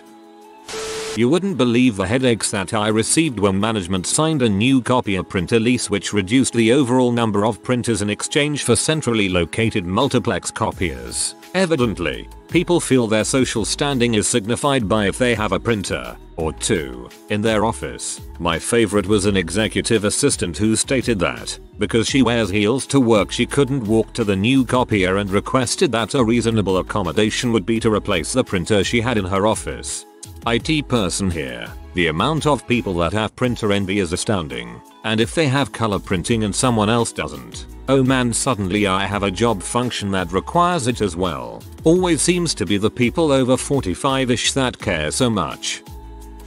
We had a complaint that the toilet roll holders were too low in the stalls because when a guy was taken up, his knees were hitting the holders. We then lifted all the stalls' toilet roll holders 8 inches on whole company site so no knees would hit the toilet roll holders. No complaints since. HR working for the people. My arms are short and the toilet paper holder is too far. I keep falling off my seat. HR.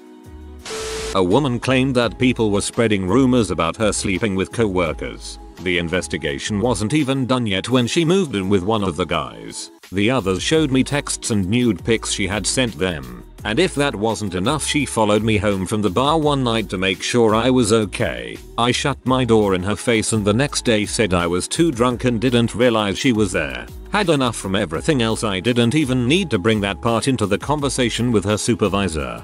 That's Meredith WTF. I worked in HR and my co-worker hated me. She wanted someone else to get the job I did and she would complain about me to management for anything. The final straw for everyone was when I sneezed and she slammed her keyboard on her desk. Basically ran out of the room and didn't come back for 30 minutes. Management called me in and said I was making too much noise. I told them I sneezed and they said she would complain about me every day, so they didn't believe her but had to make it look like they were doing something. She left shortly after. What a nutcase. She came in with a complaint that she tried to give one of the younger guys a hug and he refused. His story was that he basically had to run away. I had to explain to a middle-aged woman that it was not her right to hug people who didn't want to be hugged. She still didn't get it and left thinking she was still in the right. Not HR, but my company is too small to have one, so it just falls on me. Used to have an AR clerk who would snack at her desk all day long. We are a pretty casual, laid-back company, so it's not a big deal as long as she was getting her work done. But then it escalated to having food constantly being delivered. Tacos in the morning, pizza at lunch, Chinese in the afternoon. It was bizarre and made it difficult for her to work when she's eating full meals all day. I was on the fence about saying something until she brought in an Instant Pot. She plugged it in and cooked a freaking pork roast at her desk. Poured in barbecue sauce she brought and ate on it all day. I was dumbfounded. It was so strange. I pulled her aside the next day and told her how unprofessional it was. She was shocked and told me I was being unfair because I never specifically said no one was allowed to bring in an Instant Pot. She truly seemed genuinely surprised that she wasn't allowed to do that. She scaled it down after that, but I sometimes wonder how much further she would have gone if I never said anything.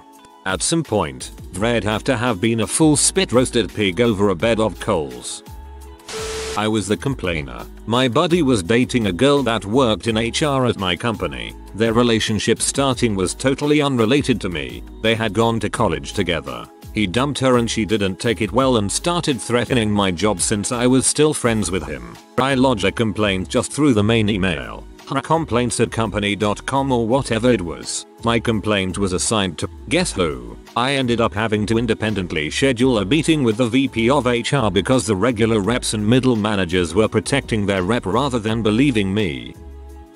I was the person complained about, and 2 decades later, I'm still salty about it. I got called into the HR manager's office one day and told that I was being written up for discussing inappropriate and sexual things in the office. I had never done that, ever. I was still a very much closeted gay boy at the time, so there wasn't a chance in heck I was going to talk about my sex life to the middle-aged women I worked with. Who complained about me, I asked, being young and naive. We can't tell you that. There's confidentiality rules. HR said. Okay, I understand. What was it that I supposedly said? We can't tell you that, either. You may use that to discover who lodged the complaint. So, I'm being written up because an anonymous person complained that I was saying sexual things in the office. But you won't tell me who complained or what I supposedly said. That's right. Now, please sign this form to indicate that you understand the severity of your infraction. No, I won't do that. You have to. It was a stalemate for almost 20 minutes while I refused to sign their form. They threatened to fire me, but I still refused to sign.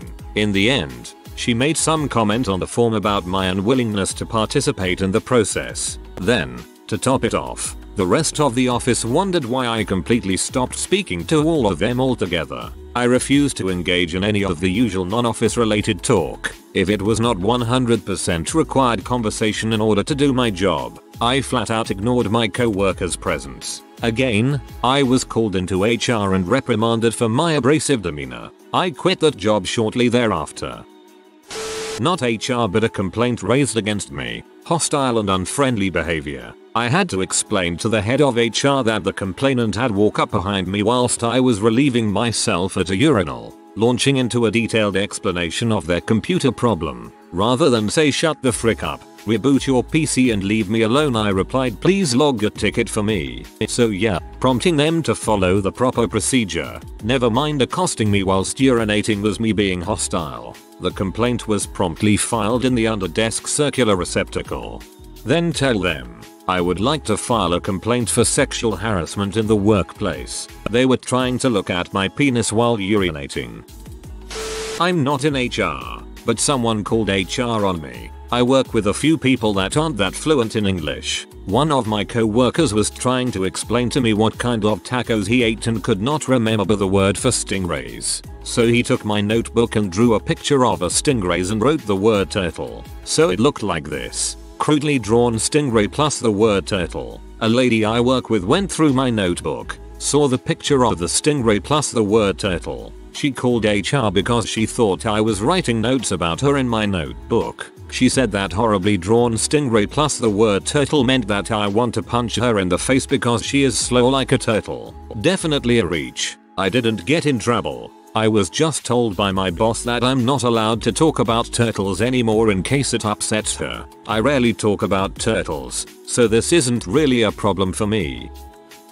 I don't know if this story fits, but I'll tell it anyway. I went to HR once to complain that my manager refused to give me a couple of vacation days. The HR lady reminded me about the boilerplate rule that vacation time must be mutually acceptable to the employee and the company. I then pulled out 6 more vacation requests that had all been denied, including one that was denied, in writing, for a reason that was not permitted. I asked her if the company is allowed to say that it's never acceptable. My last request was undenied. Not an our employee, but I recently reported a bus driver for bringing his girlfriend to work and rubbing her feet while driving. She sat on the spot right behind the driver and put her feet where he could reach for them with one hand. I took a picture of the whole thing and debated on what to do with it for a while. On the one side, I didn't want this guy to lose his job nor have to explain why he was rubbing his girlfriend's feet at work.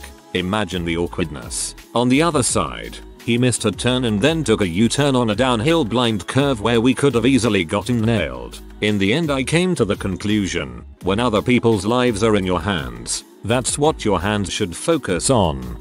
You did the right thing. While I can empathize with him, the safety of the passengers should be his main concern. Someone complained about another employee smelling of rotten chicken and feet. The scent was bad enough that no one wanted to work with that guy around. Had to put on a hygiene fundamentals in the workplace presentation for that entire group since I couldn't single out smelly. I think he got the hint because he also got a haircut. Somewhere out there is a guy explaining, and that is why even my hair smelled like a KFC dumpster in Tarantino's house. I was the one being complained about. A patient had asked if it was okay to remove her IV fluids cause she was going home. She was one of those people who was very convinced that if we took her fluids out, she would die. She was admitted for the common cold and uses her insurance to pay like this so she didn't have to spend a dime. Anyway, I told her that it's okay mom. We're just running regular saline water through your IV. No more meds. You can go home today and we can take that out. Get a notice from HR the next day saying I wasn't using proper medical terminology for IV fluids. HR didn't do crap. They just tossed the complaint at me without asking questions. I wonder what these turds would do if they actually had a real issue if they already go to extremes for such make-believe problems. Not me, but my mom has worked in HR 20 plus years and one time had to deal with a woman who would smear her crap all over the bathroom walls on a different day each week. She must have been a real thorough hand washer because it took longer than you'd expect to find her and she was immediately fired. After 20 years in HR, I have too many to remember. The most recent was on Monday when an employee emailed me with a request to remind everyone to be careful with scented lotions. Her area reeked from something that smelled like Moroccan oil. These kind of emails are a bomb waiting to go off. Everyone gets paranoid, and I end up replying to 50 people that they smell fine and, yes, please keep wearing your deodorant. I told her that I would rather address it with the individual, so let me know who it was. After literally sniffing our way through the cube farm, we discovered the smell was coming from her own desk drawer. We couldn't find the stinky culprit, so she ended up throwing everything out. Case closed. It was lunchtime. A client came in. My colleague was eating a sausage roll and had it on his desk. Next day a formal complaint came through about my colleague's sausage roll and how unprofessional it was of him to have a sausage roll he was eating on his desk. Not HR, but workers' comp. We just had an associate file a claim this week because they burned their mouth on their lunch. A lunch they brought from home and heated up in the microwave. The spineless company I used to work for would have paid the claim to not deal with it. Not HR, but I talk to people, so I know a few stories. Here's my favorite in terms of how ridiculous it is. HR director found hookah in the women's bathroom. It wasn't hidden or anything. It was just there in the plain sight on the floor. Turns out one employee is addicted to smoking hookah and she brought it on her first day of work. She then demanded to be allowed to smoke hookah in the bathroom, but they came to the agreement that she can't take a break every day to go out and smoke it in the nearby hookah place if she wants to. Little background. I work in IT in Ukraine. IT specialists here make good money, and they are also spoiled as frick due to high demand. So people complain about all sorts of stupid crap all the time, like free lunches are served in containers they don't like, or elevator needs and AC and etc.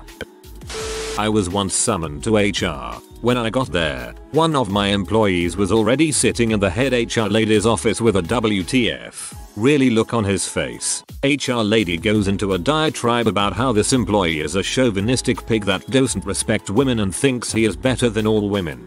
On and on about just how awful this guy is. Employee was my lead software dev and was awesome at his job and a great guy otherwise. Turns out, HR lady had asked him to write a spreadsheet full of formulas to calculate open enrollment dollar values for withholding based on all the available options and individual pay rates. He told her that I can help, but I've got this payment gateway project that's due and don't really have a ton of time. Can I just show you how to get started instead? And that's how the argument started. My response was, okay employee, you can leave. Thank you. Then I told her that if Excel didn't open, that's IT. Custom sheets with formulas and pay data for employees, that's HR, and that I could recommend some resources for learning Excel. That B was constantly trying to get IT to do her job for her. Once had to tell a guy a court order means the company cannot ignore it, regardless of how much he shouted at me or threatened to kill me. I did genuinely look into it because it was the first I ever heard of anyone having money ordered by a court to be diverted. So our payroll team sent over the court order and session dates it all took place in. I asked our solicitors to look it up and see what went down, since it was all a matter of public record. Ends up our employee never bothered going to the court to contest the order and just ignored it. So armed with this knowledge, I brought him in and laid it all out. Initially he listened and just sat and waited for me to finish. Then after I'm done and explain nothing further can be done nor can we amend the payments, he explodes at me, personally blaming me for all his problems and that he can't afford these payments. Finally, after listening to him shout at me for 10 minutes and blaming me for his problems, I dropped my professional demeanor and flat out told him that if he bothered to defend himself in court as much as he fruitlessly was trying to do here, maybe he wouldn't be in this position. At that point he threatened to kill me, but shouted it loud enough that HR outside the meeting room heard it. My HR manager came in and just told him to leave and was fired on gross misconduct, at which point he tried to swing a punch at my HR manager, who was an amateur boxer. He knocked the guy out, put him in the recovery position and called 999 for an ambulance and police to attend our work. It was the most eventful HR meeting I ever had. We had an employee walk out in the middle of third shift, leaving one person alone to do all the work. He came back a week later and asked us to write it up like he'd been let go because he wanted to file unemployment. Obviously we wouldn't do that.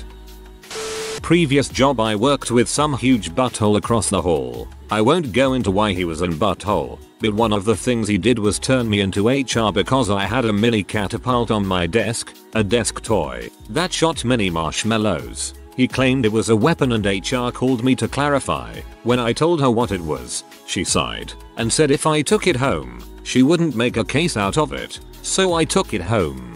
You should take a picture of the catapult, frame it, and put it on your desk. Had a lot of people ask for more hours. I would tell them I don't have more hours in your department, but I can give you hours in X department. Next schedule would come out and they would say I have too many hours, so I would give them like 10 fewer hours with still 25 hours, and then it would be I don't have enough hours, so then I would say okay. Remember that week when I gave you 35 hours and that was too much, and they would say I want 35 hours, so I would try my best. and usually end up with 30 hours because ours were slim, and then it would be I have 2 minute hours, and then I would stop talking to them because I was going crazy. Employers and managers who had to fire their best employee. What happened? We hire a lot of people in recovery who are a part of the drug court program under the condition that they will be terminated if they go back to jail for drug alcohol charges. This co-worker was our hardest worker and always picked up shifts and got tons of compliments. So it really sucked when she relapsed and failed her P test with drug court. She got sent to jail for a week and we had to fire her. I still kept in touch with her, and when I found out she was pregnant, I convinced my boss to hire her back. One last chance. I'm so happy I wasn't wrong because she's about to celebrate her 4th year of sobriety and she's now management. That is awesome. Had a great waiter. Robert. Sucker could run circles around the entire staff. He knew the kitchen as well. Could jump in at prep and assist if we got backed up and still tend to his tables. Dumbass put a $3 bottle of White Zinfandel in his backpack, right in front of a security camera, and while the owner was sitting at the bar eating. He was a student and working part-time. He had to be bringing in $300, $500 in cash a week.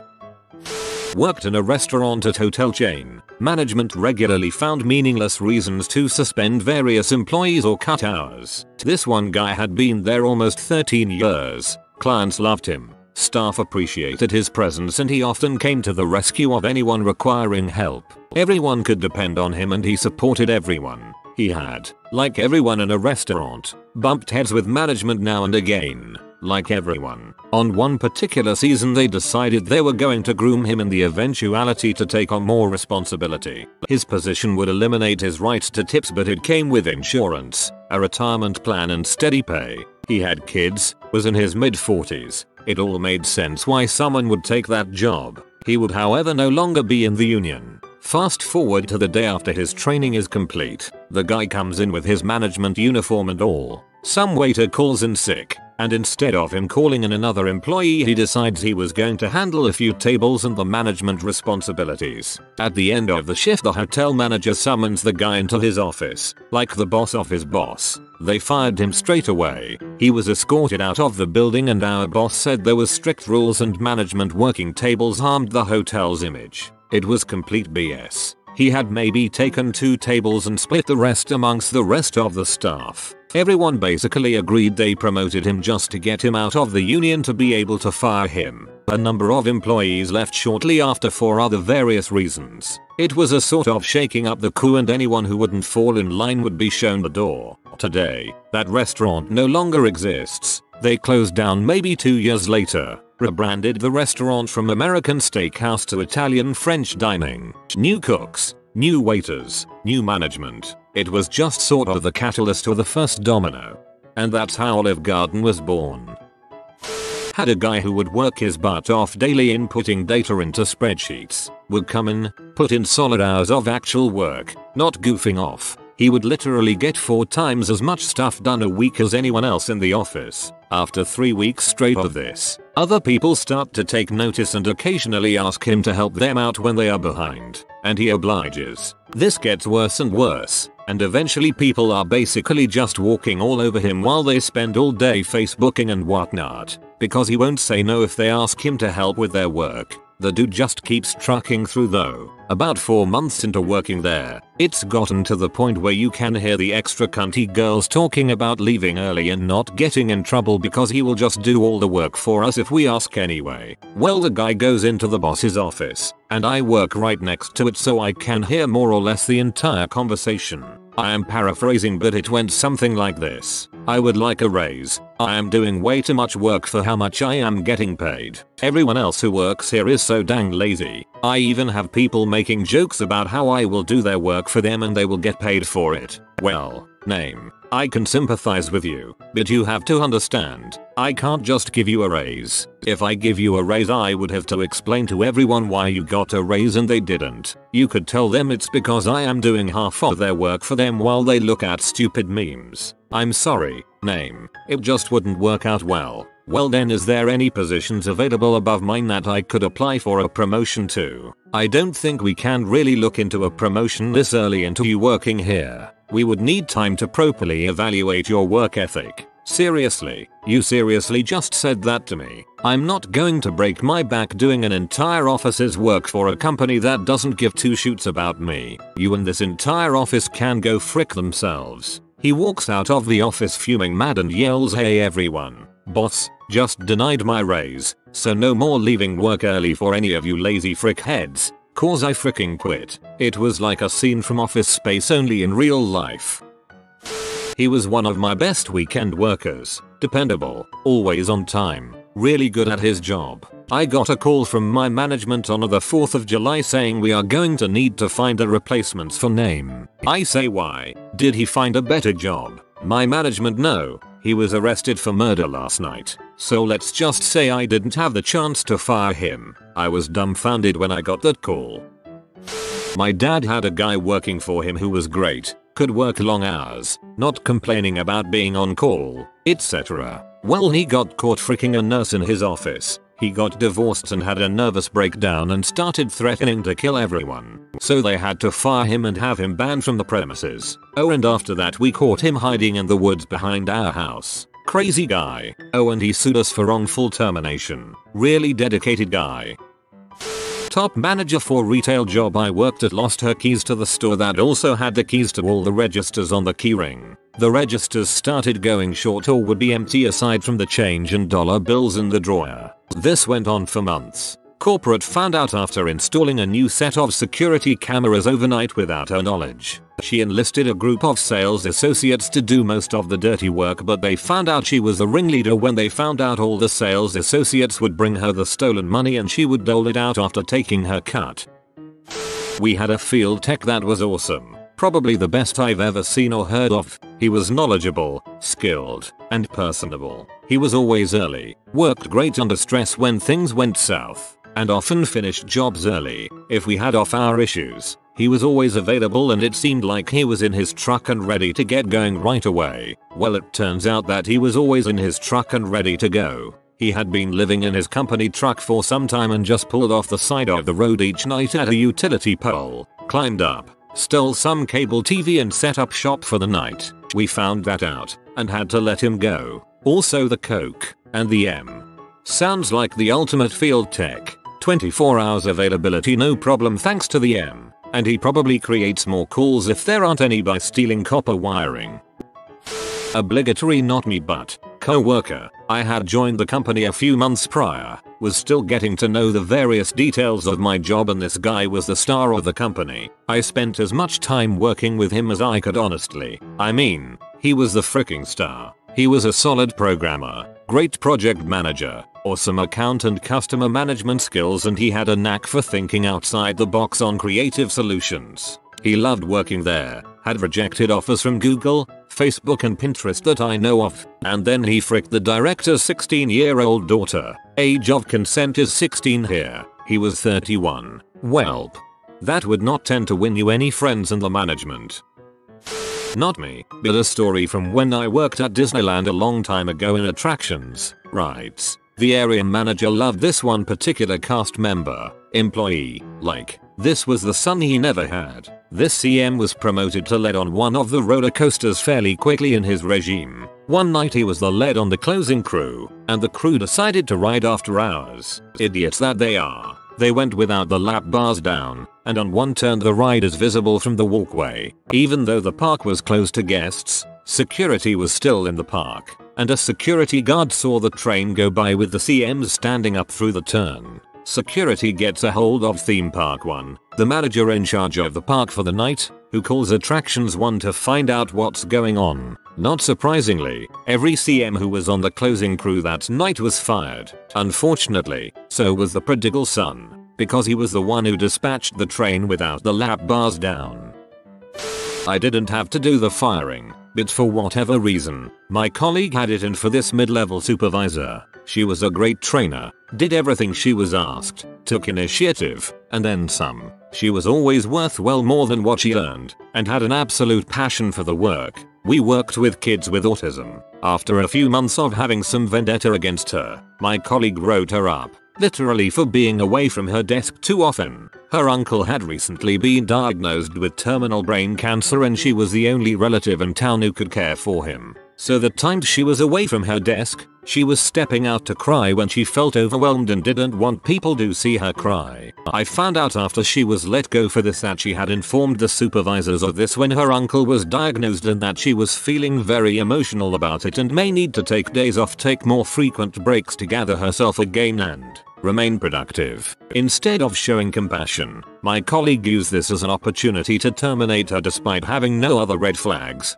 feedback, or performance issues. There was simply a personality difference and she didn't gossip with the other supervisors. And this was all done with our other colleagues and supervisors' blessings. I don't work for this company after I found out about this.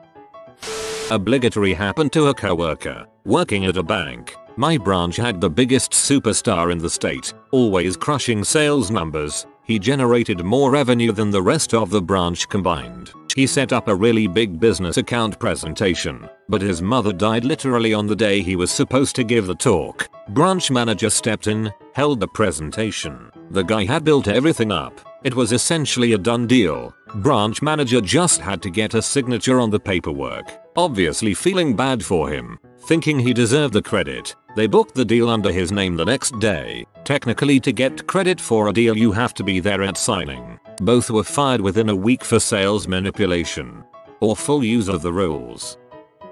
I wasn't the manager, but we had a supervisor who was a rising star in the company, turned a struggling operation into one that was running well under budget and was generally easy to work with. We also had a mechanic who was a lazy sack of crap and nobody could ever find him. So one day the operations manager was looking at the security footage trying to figure out what the mechanic was doing so day and caught him selling pills out of his truck in the parking lot. So he called the police. When the police showed up, the mechanic was in his truck, in the middle of selling drugs to the supervisor. They were both fired. The operation went from under budget to being $50,000, $100,000 over for the next few months.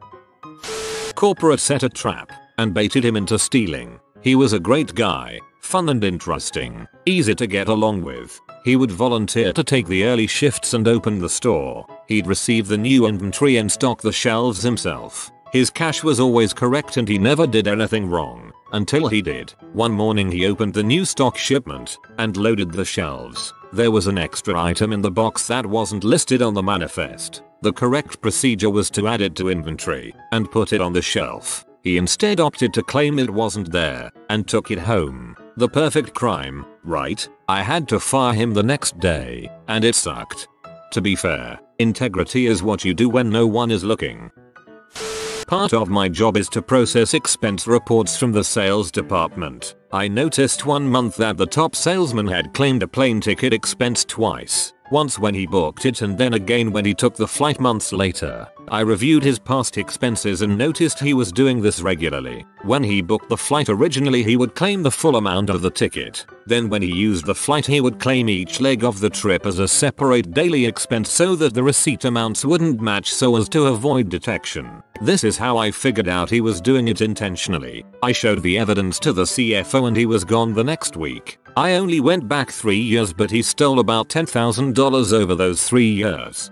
You'd think people who made a certain amount of money wouldn't risk it by stealing, but then you'd be wrong.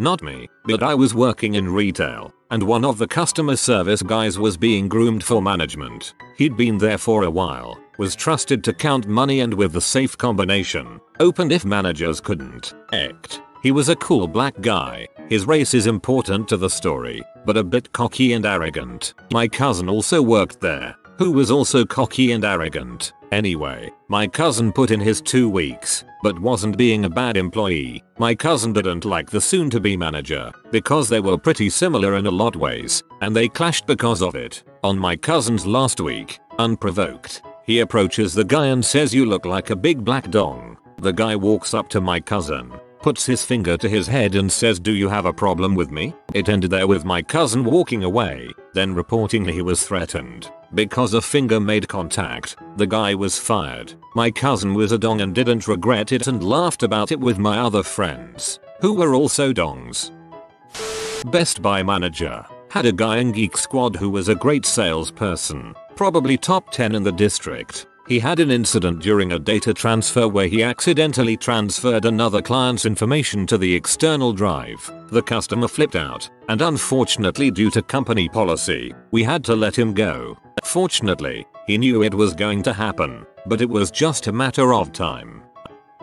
I work at a store where we have to ask for donations for the charity we support at every transaction. We're in competition with the other stores in the chain, and whichever store has the highest percentage of donations after 3 months get a bonus. Every employee, cashier or not, gets $100. Well, one of my assistant managers was awesome. Always had the highest percent of donations per transactions, and highest dollar amount. She always did a great job in all other aspects of the job as well. Well, it turns out she was offering every customer her employee discount if they donated. So if someone spent $500 and she gave them 30% off, they wouldn't at all mind donating $10 to $20 per transaction. Well, it came back from corporate what she was doing and we had to let her go. We had a new girl get 100% for 2 weeks in a row on her charity donations. Turns out she'd been charging everyone for at least a $1 donation, regardless of whether or not they'd approved. We had to actually refund donations to those angry customers that really didn't want to donate. I used to work for Dell back in 1998 to 2000 in their sales department. This is just right before people ordered online, so it was still a call center. To make a really long story short, I was one of their best sales reps. Top 3 every month. I was making about $5,000 a week as a 23-year-old. They decided to replace me and most of my team, with temps making $11 an hour and no commissions. Only I didn't know this. I was given a great opportunity to train a new class of incoming salespeople. Little did I know I was training our replacements. Once they hit the floor and were running, they fired me and about 200 other salespeople. Frick Dell. Oh, then a few years later even the temps got fired so they could move all those jobs to a call center in India. Frick Dell. He was our fastest forklift operator. Guy could get a truck loaded in 7-15 minutes. But he started developing a crappy attitude and we just couldn't work with him. The new operators we have take 30-45 minutes to get a truck loaded and they're legitimately a little dumb and have a hard time reading. I don't know if it was worth it. Probably developed an attitude because he was tired of getting paid the same as those who'd take twice as long as him. I managed a coffee shop bakery. My best employee was this kid named Alexis. He was sharp and was quick to pick up on all the skills required to work in our fast-paced environment, but he was also someone who would stay out really late at night partying, and it would affect his attendance. One night in particular he calls me up and tells me he's stuck in Baltimore. We live in DC, and won't be able to make it in for his shift the following morning. He called me at 7 p.m. The last MARC commuter train leaves at 9:30 or so, and there's a free circulator that runs throughout the city. I used to visit Baltimore pretty regularly at the time because there was a girl I was seeing from up there. Anyways, I only had 1 day off a week, and was working 14-hour days. It was the last straw in a series of no-call no-show situations where he had left me hanging for our busiest days. I called his phone that same night and told him that if he didn't show up for his shift on time the following morning, he was fired. He didn't show up, and I never saw him again. This was a few years ago, but I sometimes wonder what happened to him. He was a really sharp kid, but he did way too many drugs, and wasn't as clever as he thought he was, so would often get into trouble with police. Managers of Reddit, what made you fire an employee on their first day? Not a manager, but was training a new guy on a plastic bag cutting machine.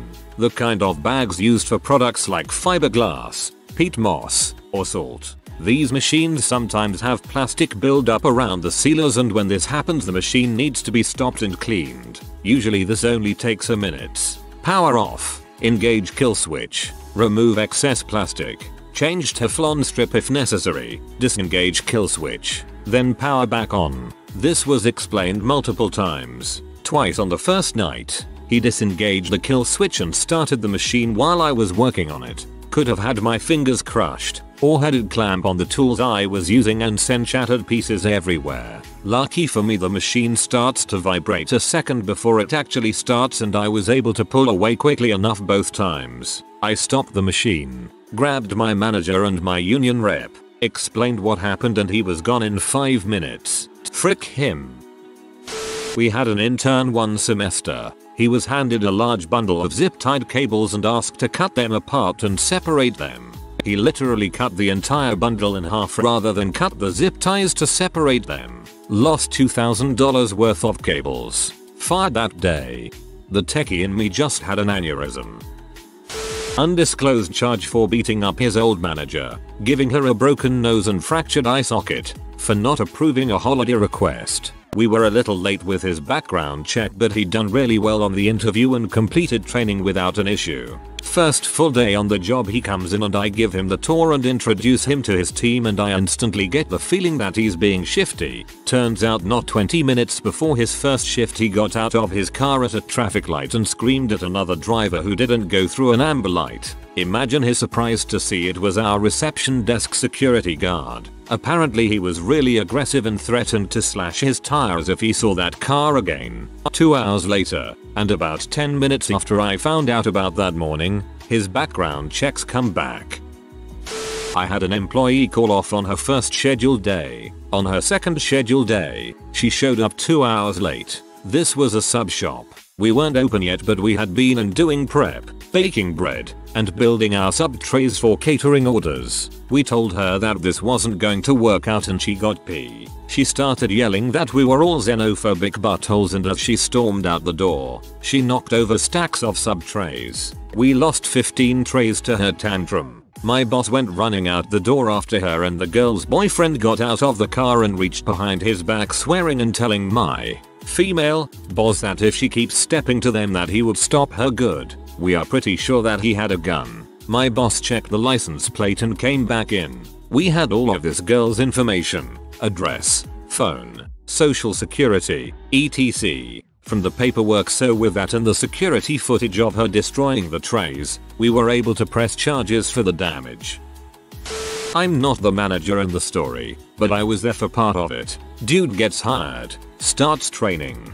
During training, GM instructs him to take out the trash. He refuses, gets into an argument. Apparently, he didn't know that he was arguing with the GM despite the big, fancy name tag with general manager printed in block letters on it. Gets sent home. For some reason, he still comes in the next day, smelling of alcohol. He grabs food, this is a restaurant, without paying, right in front of everyone, including a manager. He then proceeds to start coming at a server because they couldn't tell him where the takeout silverware was. Not the server's job. This evolves into a literal fight and the police get called. We never saw him again after that. This was all before his first actual day of work. I'm a bar and restaurant manager. One day the new kitchen porter walked through the front entrance carrying a huge bag of cheese over his shoulder, which the head chef had told him to pick up. He walked through the restaurant and, right in front of customers, launched it through the hatch in the kitchen, flying through the air as everyone just watched open-mouthed. The huge bag of cheese landed hard in the deep fat fryer. The chef working near it got scalded in hot oil and had to go to A&E. He's the only person I've sacked on their first day. I'm mostly pretty chill, but he was just a walking health and safety nightmare. Even after everything that happened, he still couldn't accept responsibility or apologize to the chef he hurt. He's the only person I've let go without a hint of remorse or sadness. The safety of your team always comes first. Chief officer of a merchant vessel here. Technically, second in command of the ship after the captain. A seaman joined our ship while our vessel was berthed in Mobile, Alabama. He was carrying a plastic water bottle during familiarization rounds on deck with the third officer, and when it was empty proceeded to throw the bottle overboard. My Russian captain saw this, calmly asked me to call the seaman to his office, gave back all his documents, asked the agent to book him a flight back to where he came from. All of this happened in a span of 3 hours. That was very, very nice of the captain, both giving him a flight back and allowing him to disembark via the gangway. He couldn't tie an apron on. He couldn't count change. Asked him to unpack boxes and found him sitting on the floor just staring at them. It wasn't so much firing as a mutual "this isn't going to work" after 4 hours. I need to know why he was staring at the boxes. 2 stand out. He was laughing at the ice bin. Admitted he was tripping balls. We laughed. I said you can't work here like that. We laughed. He said, yeah I know. So that was fun. She stuffed all the 5s from a fresh register, meaning I knew exactly how many 5s were supposed to be there, in her bra, assuming everyone who was totally watching wasn't paying attention.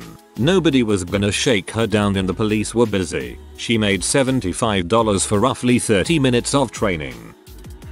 I think she kinda fired herself. She didn't show up at all in an actual work capacity. Her first non-training shift was opening on a Saturday. This place opened at 5:30 am. So me, excited to sleep in because I opened MF, which was waking up at 3 am to make it, got woken up at 5:30 on the dot because obviously clients called immediately. Whatever, maybe something happened. It sucked for me and the people trying to get in early morning workouts, but I made it there and had it covered. The problem was when I tried to talk to her about it, she didn't even let me get started. She immediately started yelling at me that I didn't give her enough space for her personal issues or something like that. And then she emailed the VP of the company about how awful I was. I wouldn't have fired her for that. I tried to talk to her about it to find out why it happened, but I had no chance at all. She just went all out scorched earth. All she got was being fired from a person above me.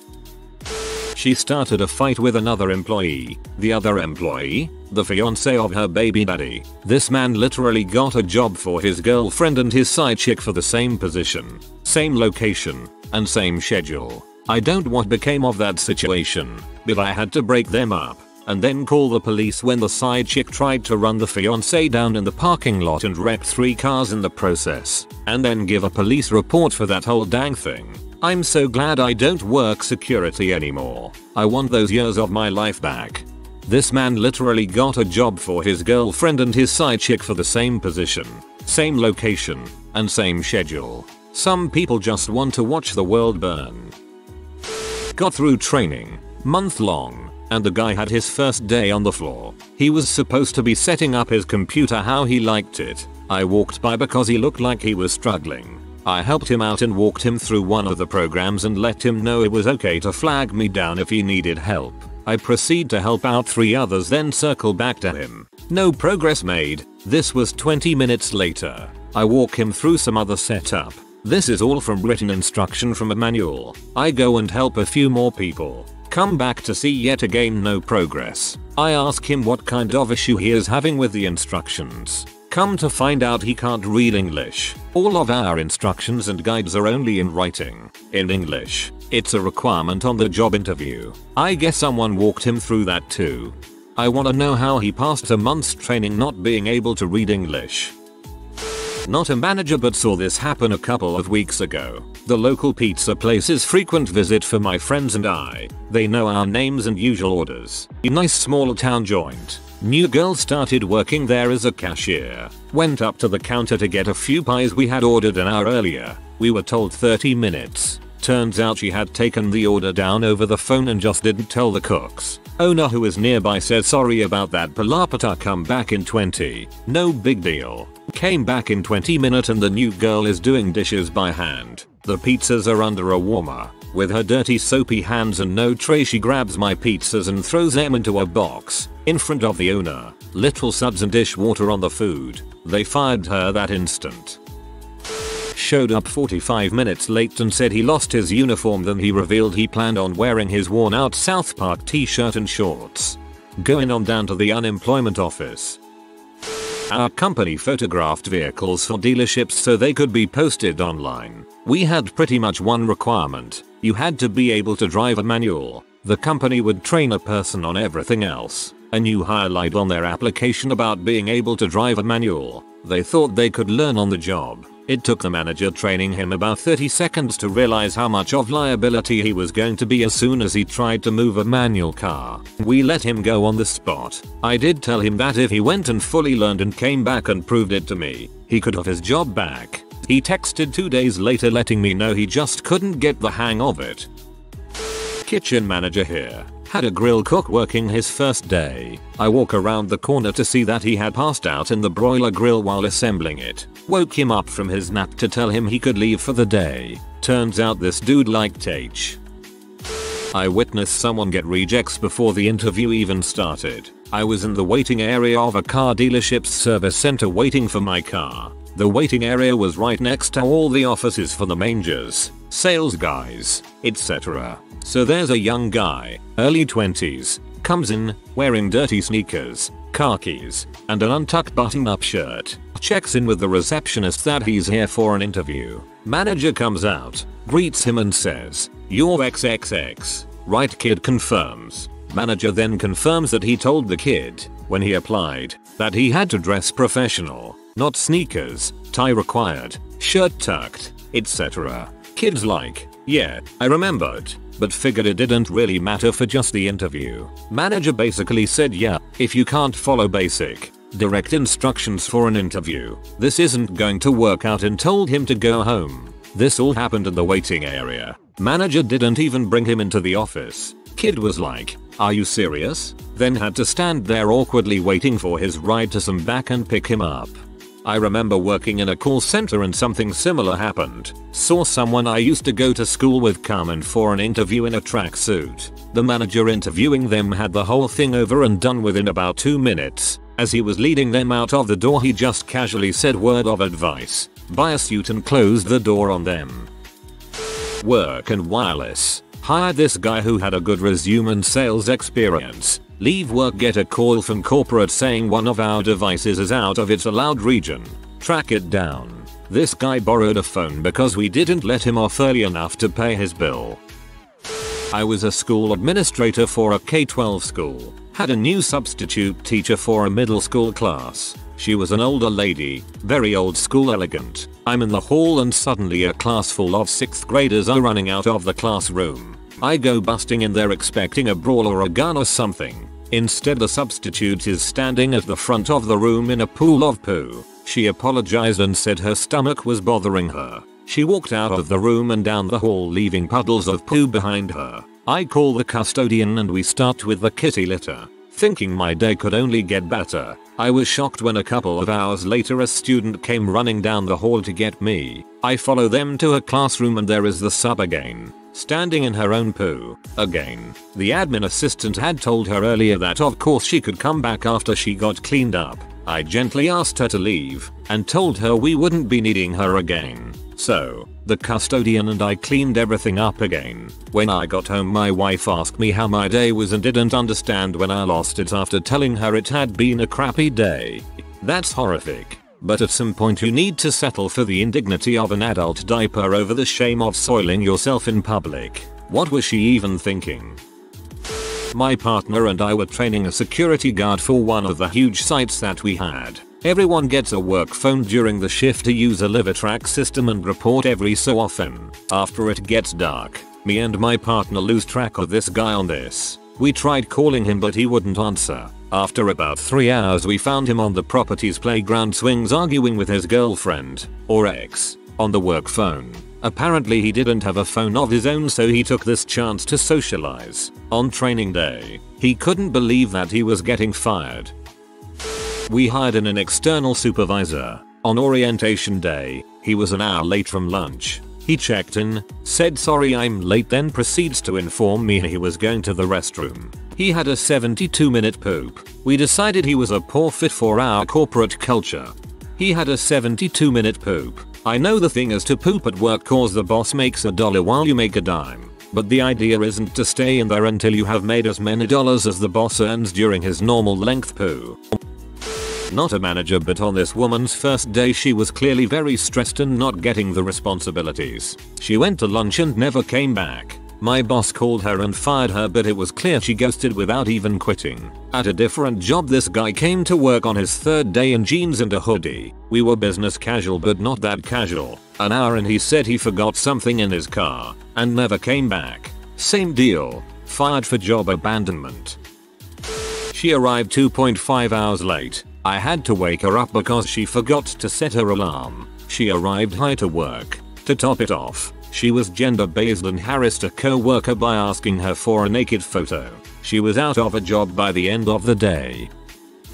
A fresh graduate who reported directly to me said to me in the most condescending tone ever, "It's important to understand stereotypes. For example, Spanish people are very lazy, so they are never going to work as hard and we have to understand it and treat them that way." Note, I, his boss, am Spanish. I have been a fast food manager a long time, so I have hired and fired a ton of people. Guy within 90 minutes of starting just started eating food off the cook's line. I walked around the corner, he just looks at me and takes a bite out of a chicken strip. I am not a big yeller, but I straight up ejected that dude like a baseball umpire. That's it, you're outta here. And this is why I could never have that job. I wasn't a manager, but a supervisor at the time. Dude's second day on the job. He called in running late from his bartending job. Shows up at the job, grocery store third shift, so amazingly drunk that he could barely stand. He was upstairs in the bathroom shirtless and covered in puke. I called a co-worker in to help me convince him to get a ride home. He refused to get a ride. He kept saying how he's got a kid for about 30 minutes. I finally told him if he doesn't get a ride home immediately with my co-worker, then I'm calling the cops. My co-worker apparently held him back from fighting me in the parking lot. The guy still holds a grudge against me. Oh yeah, not only was he going to drive home, but on a moped. Frick that guy. Semi-NSW. Not first day, but first day without a trainer accompanying them. He managed crash a patrol car. That alone wouldn't necessarily have gotten them fired. The fact that it was into a school bus might not have done it if there were extenuating circumstances, since damage really was minor and no injuries sustained by anyone on the bus. The fact his girlfriend was in the squad car might not have done it if he had bothered to get permission. However, since there was no permission, we moved from might not to probably so. The fact that both the interior and exterior dashcam managed to accidentally get turned off, almost impossible to do by accident, but his body cam managed to, most likely, accidentally getting turned on though, guaranteed it. The only footage taken from that cam that night was of the top of his girlfriend's head rapidly and repeatedly entering and exiting the camera's field of vision. So close that you could see details that usually you'd never be able to see on a person's scalp, right up until impact caused the lens to shatter against her hair tie. The pictures some of the kids on the bus managed to get were just the icing on the cake at that point. Needless to say, at that point, I called my boss and got permission from my boss to end both a shift and a career that night. Became kind of an unofficial training point after that. No celebratory Bravo Juliets in the squad car. Why in the ever-loving frick would anyone ever think that was a good idea? How about a little switch up?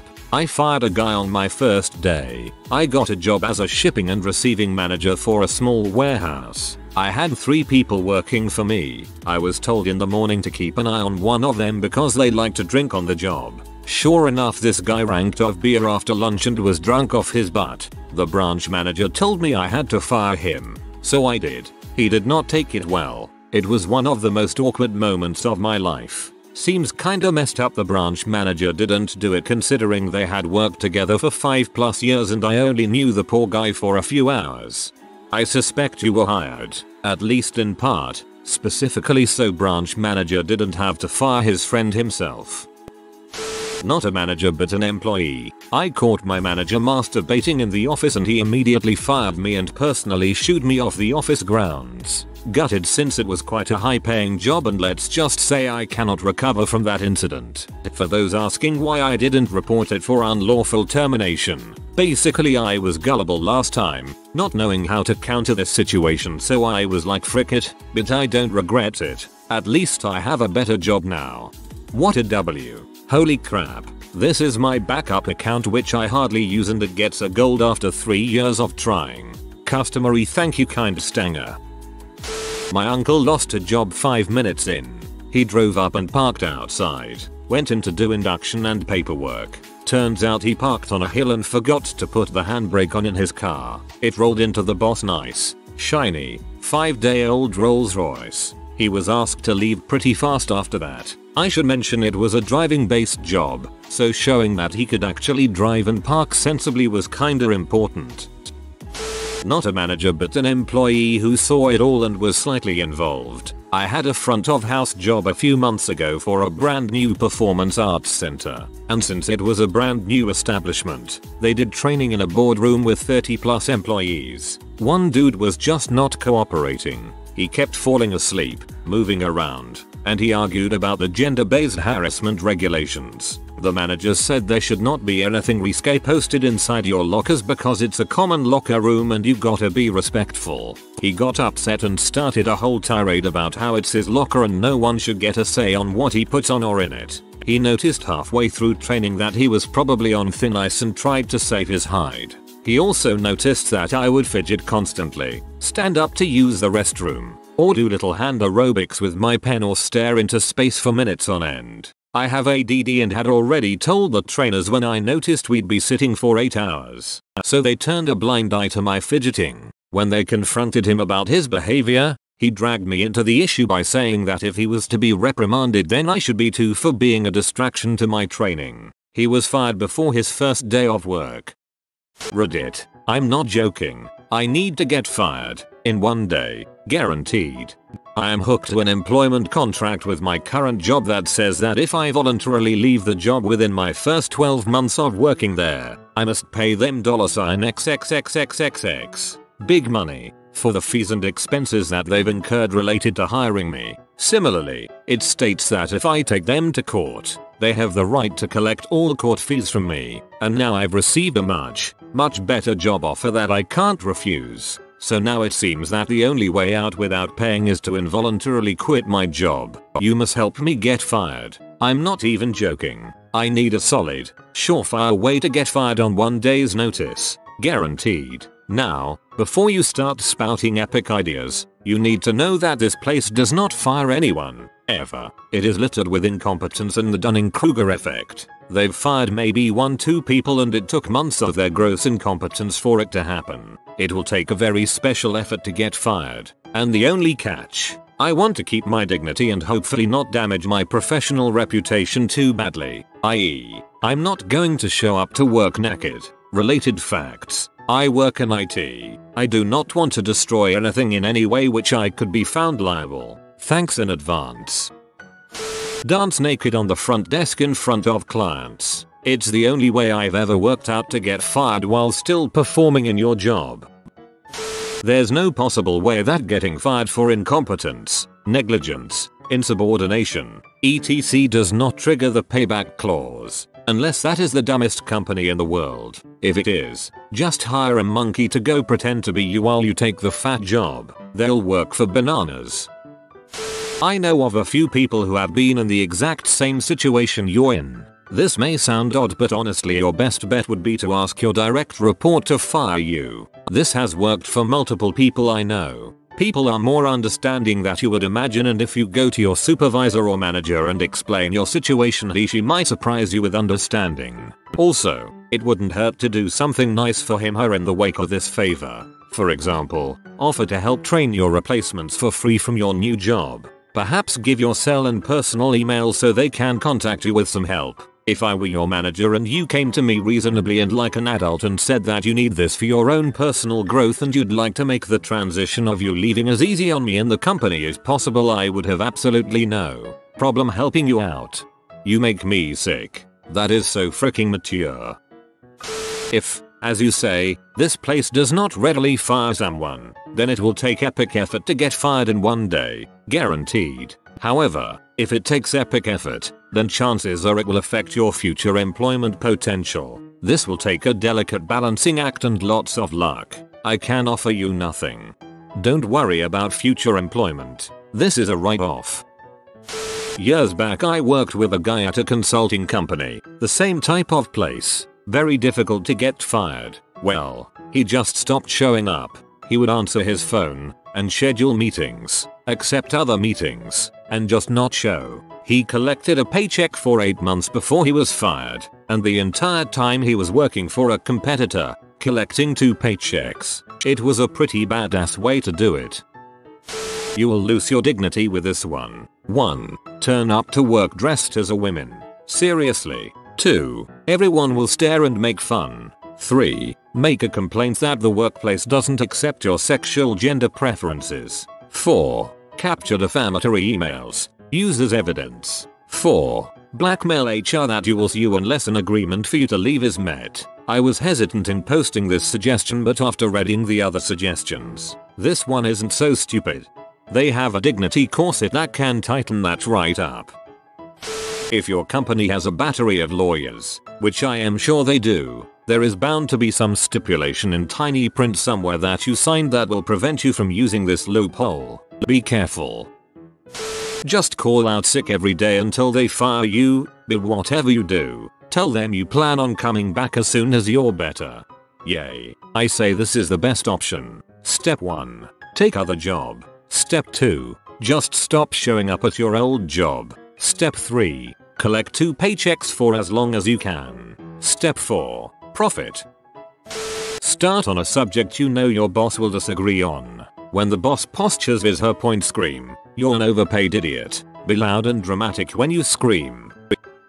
The only way to get fired in a day is for cause that taints your future career. You can get fired, but if you're in the kind of place you are, they're not going to do that for just being an butthole. They're going to think you fit in if it's just that. To get fired, you're going to need to go way beyond what you would do over a course of weeks, months to establish incompetence. To get fired in a day, pee off the right person, someone in HR, but you've got to absolutely explode in their face, preferably in the presence of customers. Other than assault, breaking stuff, theft, getting fired in a day in an organization with a big administrative wing, not a chance. And keep your dignity too? Are you one of the people who buys a 1 Super Bowl ticket and fully expects to win? What possible fees and expenses could they have incurred for hiring a server monkey? And I say that with all affection. I love the guy in the server room. The much better job is not good enough for you to eat the fees associated with hiring you. If that job is really what you want, if you absolutely have to have it,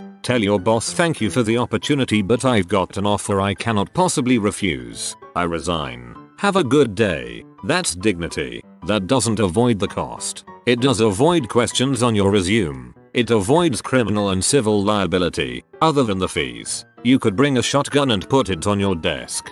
But then you're never sure somebody won't be calling the SWAT team that's not going to take a risk with some butthole brandishing a gun. They will shoot you as soon as look at you. Just walk. Eat the fees. Place a copy of the Victoria's Secret catalog on your boss desk. Make sure that each model's face is replaced with your photos of your boss. Write your name and phone number on the front cover. On top of the catalog, place a diseased pigeon carcass impaled with a cocktail stick. On the top of the cocktail stick, impale a small square of their most disliked cheese. Oh my god, is that a bird freaking staked on that skewer end? Ugh, Swiss. I am assuming you are here on a H-1B visa. The agreement you talk about is what is called as bond in H-1B body shop parlance. The company cannot demand the money from you if you quit because H-1B visa is not indentured labor. I suggest you go to your local labor debt office and discuss this issue. I will search later on and give you links to cases where H-1B visa holders face similar situation and went to court and won. United States labor debt law does not allow for indentured labor. H-1B visa is for getting skilled individuals from abroad, and the only condition which the labor debt puts is that they pay the wages as per the wage guidelines for H-1B. The minimum salary is $45K, so don't panic and don't believe the validity of that employment agreement. Go to the labor department. They are nice people. I know from experience. Talk to them. Show them your employment agreement. Profess love for boss. Say you're unable to be there without being with him. Assuming him, hopefully he will be so uncomfortable but weirdly flattered that he will allow you free exit. Short of an office masturbation, I can't think of anything. If no one gets fired, how can you expect without showing some dong? This is why it takes creativity. You work in IT, so I assume they have a big server rack somewhere. Disassemble that thing right down to the last nut and bolt and refuse to put it back together. If that fails, take a 10x dose of laxatives and redecorate your cube. My god. No way. That's called extortion and can get you in more trouble than you even want to think about. Approach your boss and tell him the situation, then offer him half of $XXXXX if he fires you. That way you get out of the job right away, and you only pay half the fee, and the boss gets some easy money. Win-win. That's the best idea yet, and if he refuses, kiss him. Full on the mouth. I know someone who had a similar situation. He hated his job and wanted out, and this is what they did. He went into work and asked for a meeting with his boss. Told the boss that he was very unhappy, had issues with his co-workers, and basically talked down the place until the boss said, "If you are that unhappy you should leave." Once he got that from the boss, he said that he understood where the boss was coming from and he appreciated him listening to his issues and thanked him and left. He went back to his desk, packed up everything and walked out with a box of his stuff, stopping by someone's cube and said that it was nice working with you and that he just got fired. Later that day the boss finally got wind that he fired the guy and called him up and didn't understand what was going on. The guy said, "You told me I should leave," and brought up other parts of the conversation that made it sound like the boss hoped that things worked out for him in the future. The boss said it was a huge misunderstanding and wanted him to come back, and the guy kept saying, "But you fired me." The company did fight his unemployment, but the guy hired an employment lawyer and one call from the lawyer got them to back down. Lots of bosses in that position won't say this. Why not do the honorable thing and quit? Talk to HR to work out a payment plan. With your much better offer, repayment should not be an issue. You should also know that their employment contract is airtight. Answers from Reddit have some gaping holes. Just do the right thing and get on up the road. Office space. Install StarCraft 2 and start playing. W speakers on loud, of course. Order pizza and beer. Have them ask the front desk for the money. Refuse to do any work saying, "I don't really feel like it, Bob." Ask them to get you some coffee as they stare at you. After an hour of SC2, some pee is needed on high volume. If that's not enough, bring in a friend to play SC2 with you next day. Breach of contract. Company will sue for non-performance and request liquidated damages be paid. Come and drunk as you can possibly get. Just be really loud. And don't stop. Don't touch anything. Just get really freaking loud. Proclaim your drunkenness. Show up really late. Wear a dress. Wear sandals and socks. Nothing else. Right. So this company spent some money hiring you on a visa and you willingly signed a legal contract saying that you agreed to pay that if you left before some date. Now that you are in the country, you have a better job offer lined up and you want to ditch this job and switch to the other. So the answer is to resign the job and pay the forfeiture that you voluntarily agreed to by signing a valid legal contract. Anything other than this that you want to do merely propagates an unfair stereotype that foreign workers are deceptive, lying sacks of crap that don't follow through with the promises they have made and contracts they have signed.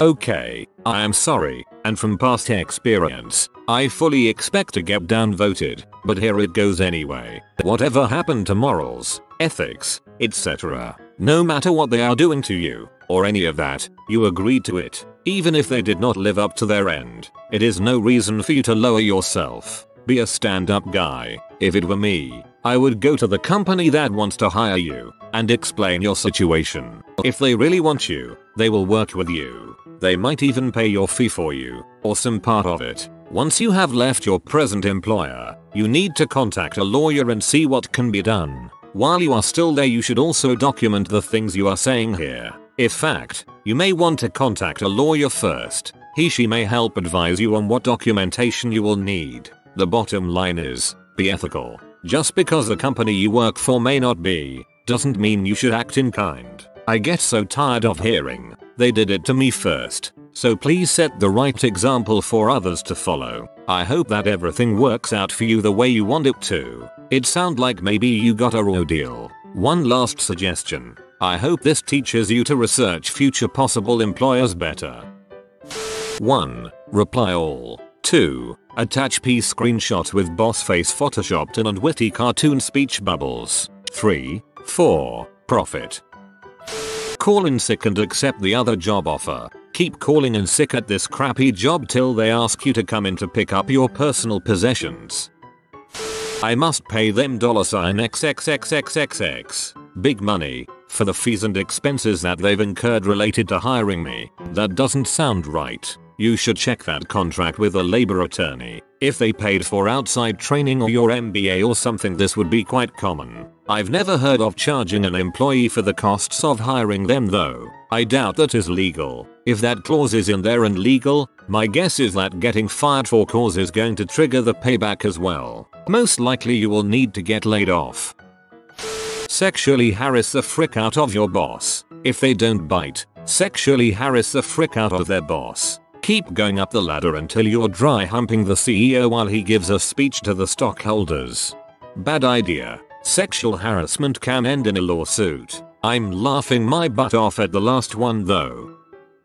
Call your boss a dong to his face. Have a friendly acquaintance good actor at work tell on you for something. Have them be really pissy and melodramatic about it. Ironix called me a douche and I want him to get fired. Then just be like, yeah well, he was being a douche at the time when confronted. Find out your boss fear. Use it to your advantage. I.e., bossman is afraid of spiders. Leave a rubber spider in his seat. Or better, a real spider. Pass out obnoxious propaganda of your choice. Christian pamphlets are usually a good choice for incurring rage. Be as self-righteous and as smug as you possibly can. Condemn people to burn for all eternity.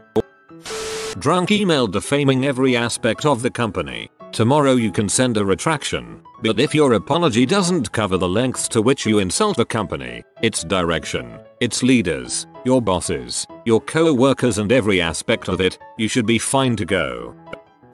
A buddy of mine was in a situation similar to this. He chose a female that worked there that was kind of high in the ranks. Got her phone number from the directory, then blew her phone up with texts and voicemails regarding how they should hang out on a non-professional basis. How beautiful she was. Just wanted to see what she was doing. etc. Got fired within 4 days. The good thing about this is if it backfires and the person is interested in you, you tell their superior you felt your job was in danger if you didn't go along with the relationship. A severance package or something is sure to come your way.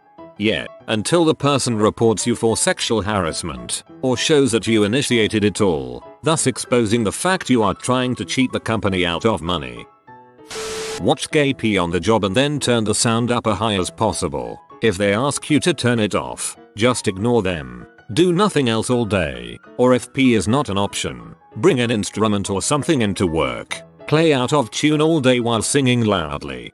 Especially if you can't actually play the instrument. If the name of your boss is Joe, go up to him and say, "Hey Joe, I wrote you a song." And then hit random frets and strum as fast as you can while yelling "Joe Joe Joe oh no" over and over again. Bonus points if he's in a meeting or on an important phone call. Just stand in front of whoever has the authority to fire you and stand around playing with a yo-yo. Surely after an hour or so of playing with the single most awesome toy on earth, that person will either tell you to get to work, or ask if he might try playing with your awesome yo. Either way tell them no and that you're not gonna quit playing with it until you can do around the world like 30 times in a row. And, the best part is, you get to play with a yo-yo for an hour. I'm sorry this isn't more creative, but you need to pick a fight with your boss. Not a physical altercation, but over some, preferably office related, topic. Escalate it, don't let it go. I guess you could also do the old mass email forward thing and accidentally send it to your boss as well as everyone else. Try making fun of your boss, criticizing his/her leadership abilities or making fun of his kid's wife dog. Destroy something in the office, not a server, or anything truly valuable, but maybe yours or a co-worker's computer. Pour water on it, then laugh about it and refuse to accept responsibility. Bring your dog to work. If you don't have a dog, a friend's dog. When your boss tells you you're not allowed to have your dog there, turn it into a big argument, and never back down. Show up to work chomping cigars. Blow smoke in everyone's faces. Start rolling around on the floor and refuse to get up until they give you a $10 K raise. Bring a monkey to work as well. Strap him into your chair. Say that the monkey is you, and you are, in fact, the monkey. Show up early every morning, log into your computer, send one email, leave for other job, sooner or later they will fire you. Okay, this absolutely worked for a guy I know, a long time ago in a land far, far away. 1. Go out at lunchtime and possibly have a few drinks. 2. Buy a couple of Super Soaker water pistols, and fill them. 3. Turn up back at the office with your tie around your head Rambo style and your business pants rolled up to the knees. 4. Try frantically to get somebody else to take the other water gun and to play at running around the office shooting each other. 5. When nobody will join in your game, then use both water pistols to soak whoever is still silly enough to be standing around, particularly targeting managers. 6. Profit. Some very minor poetic license involved in the retelling. PS. Hi Aspen, if you happen to ever read this, Slade. I just realized that I have hearsay evidence from the executive team's personal accountant of illegal tax sheltering and a pre-tax scam they're pulling. Perhaps I could just meet with the CHR, explain that I'm hip to their game, and agree to SFU in exchange for $0 quit. Do not do this. This would be a crime known as blackmail, even though you are blackmailing them about criminal activity. If you want to turn them in, fine. What you cannot do is use this knowledge to gain leverage over them like you describe. Here is the honorable way out. 1. Ask yourself, is my new job worth $XXX? 2. If it is, then quit. You have the right to do this. 3. They are going to probably say, okay, now you owe $XXX, which is true. 4. You say, I am broke, but I will make you a deal, then either work out a negotiated amount or an installment plan. 5. Go work at your new job and pay off your debts knowing that you did not take any unethical or criminal actions in getting this new dream job. Frick you dude. A company goes on a limb and gets you a visa and all they ask in return is your loyalty for 12 months. Or failing that, the $4,000 they spent on lawyers for you. Be a man and resign, paying them the money back or stick it out for 12 months. Life isn't just about looking out for number one. It's about honor and loyalty and many other things that don't always benefit your hip pocket. They didn't get me a visa. I am not sponsored. HR managers of Reddit. What is the craziest backstabbing tattletale you've heard from an employee about another employee? Not an hour manager, but a manager at the place I work at accused an employee of smoking weed at work. Management decided to call the entire department in for drug tests. Manager got fired for cannabis in his bloodstream. It's not crazy or backstabbing, but when I worked for FedEx I had to go to the HR department with my trainer because he reported me for being too sarcastic and drinks too much water. Yeah, one of my I am also female bosses complained that I drank too much water and peed too often. She was a B. Co-worker named Andy once ratted me out to our boss because her name in my contacts was annoying Andy do not answer. How did she know? She went through my phone while I was in the bathroom. Boss thought it was hilarious. Was still laughing when she told Andy if she touched my crap again she pack hers and walk out the door. That boss was actually kind of a psycho B, but we got along really well. Whoa, that backfired spectacularly. D. I had a department head in maintenance who asked me to stop her employee from smiling. It was a union shop and he decided employees could no longer read on their breaks, not lunch or coffee breaks. This employee started having a newspaper hanging out of his back pocket. My boss told me to have him stop doing that. I refused and told him what person had in his pocket was not under our control. Then when this same employee started smiling at him whenever he saw him, he blew up. Ordered me to tell him to stop smiling at him. I asked him if he was nuts. You want me to go out there and tell him to look sad every time he sees you so you'll feel better? Told my boss he needed to talk to HR about this request. Eventually the company fired him after I got promoted to another factory and the next guy reported his shenanigans. I wonder what his story was and what he is doing right now. Keep smiling at BS, man. That's how you get through this life. A woman I work with complained that me and another co-worker are friends. This co-worker is a few positions above me, but we both started at the same time at the same level, and that is when we became friends. The woman who complained, her cousin got her the job. He's essentially one of her direct supervisors.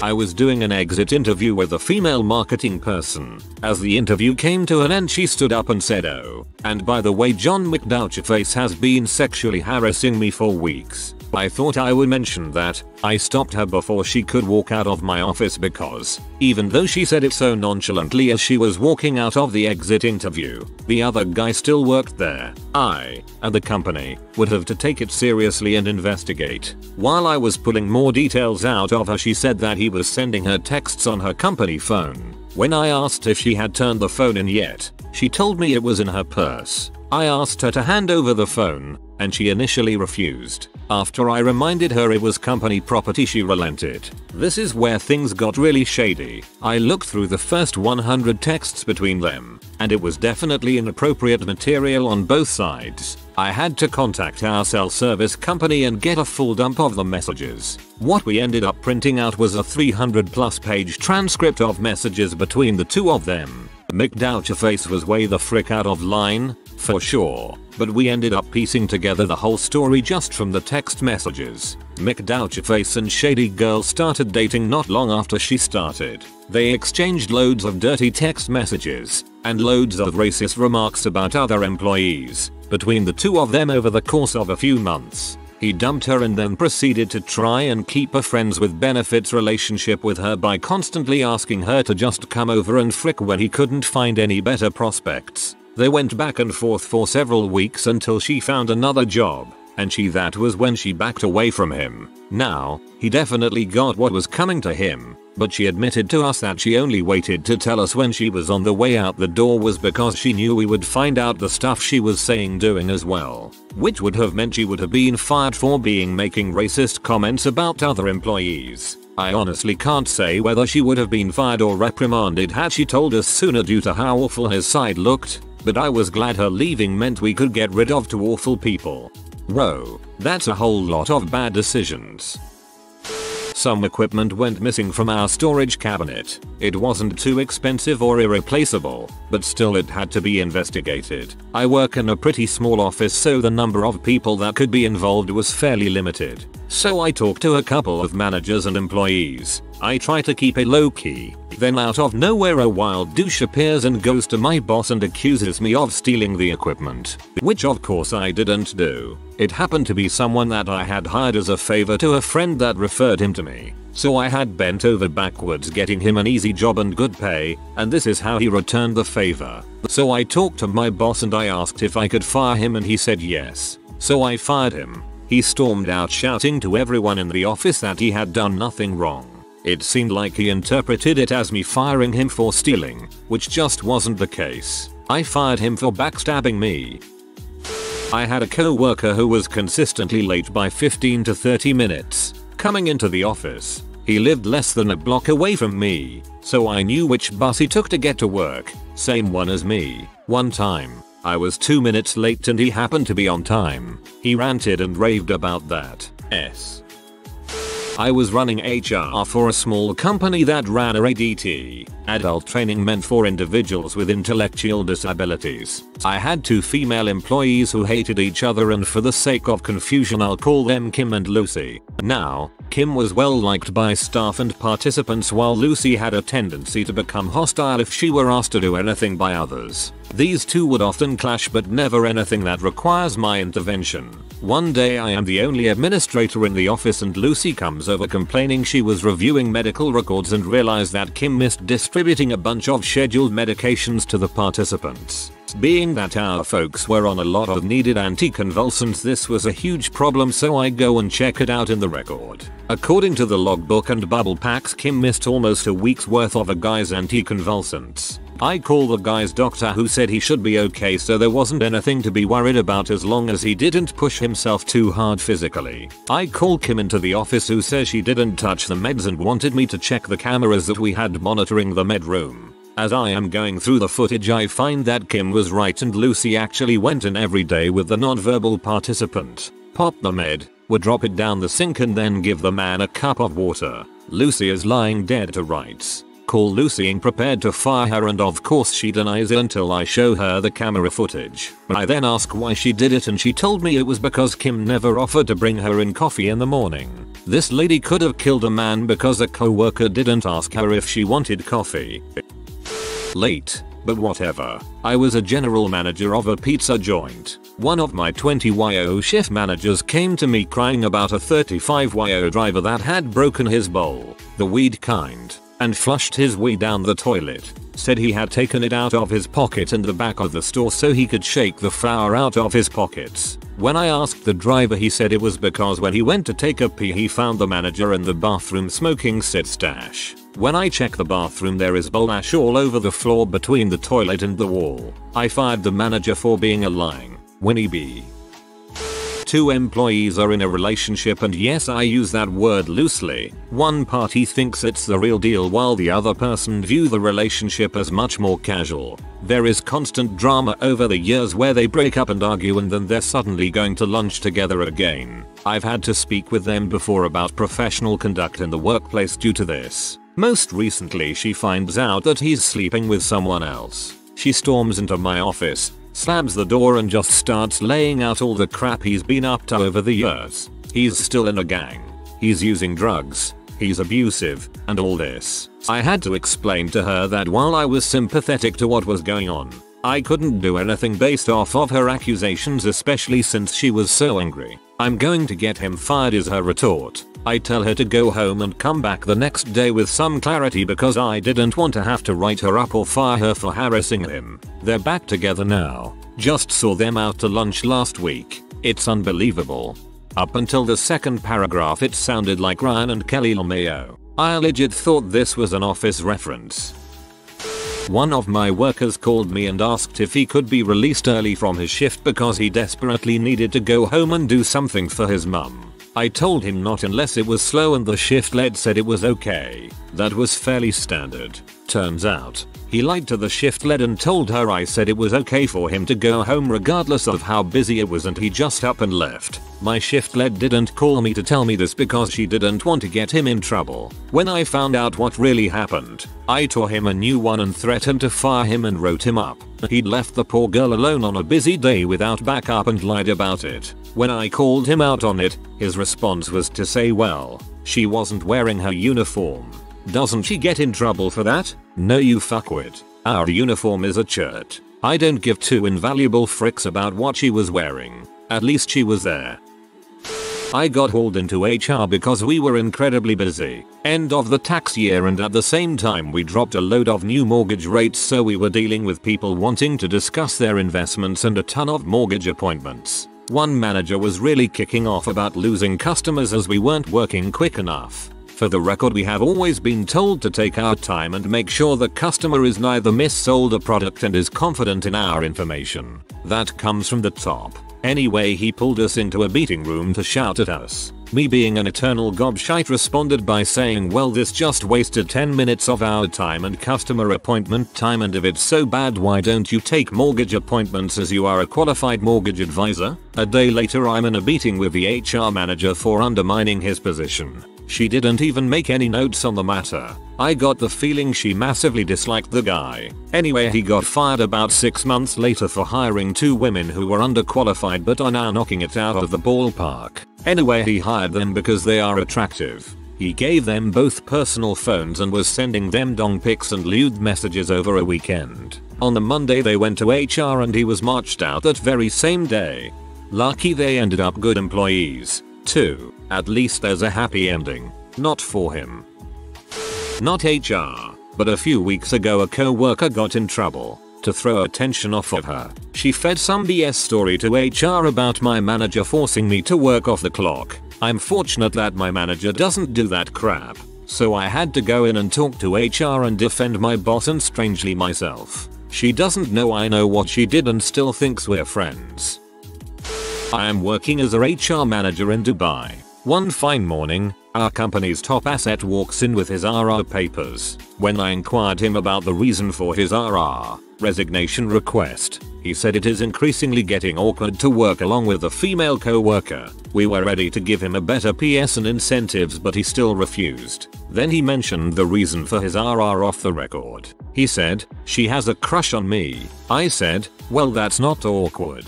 He said, well, the awkward part is I banged her mom and sister. Well, he found a better job. Declined the hat trick, man. Not a manager, but I do work in HR for the government. Out of nowhere, one employee wrote a lengthy 5-page resignation letter that completely threw her supervisor under the bus and defamed her character. This letter managed to make its way to the secretary's office, as in presidential cabinet member, and numerous employee relations meetings ensued. Oh dear God. I was a manager, and a regular complaint from one older woman was that no one emptied the garbage can at her workstation. This went on for a while. I finally got fed up and went to see for myself and was going to take care of it if needed. Turned out it was a decorative pot for plants just outside her area, which she used as a garbage can instead of the one inside her cubicle. So it turned out that she was getting perhaps either a tad blind or maybe senile. I had one employee double check all her recent work and it turned out to be a mix of both. We decided to get her family involved. That'd have to have been an odd conversation. My mom worked as a receptionist at an office when she was younger. Someone ordered a pizza who was a good friend of my mom's, so when the pizza came she took a pepperoni off, and a different person who was in no way affiliated saw this and reported her to HR. My mom got some BS warning even though the pizza's owner didn't care and said he was going to offer her a slice anyway, given that they were close friends.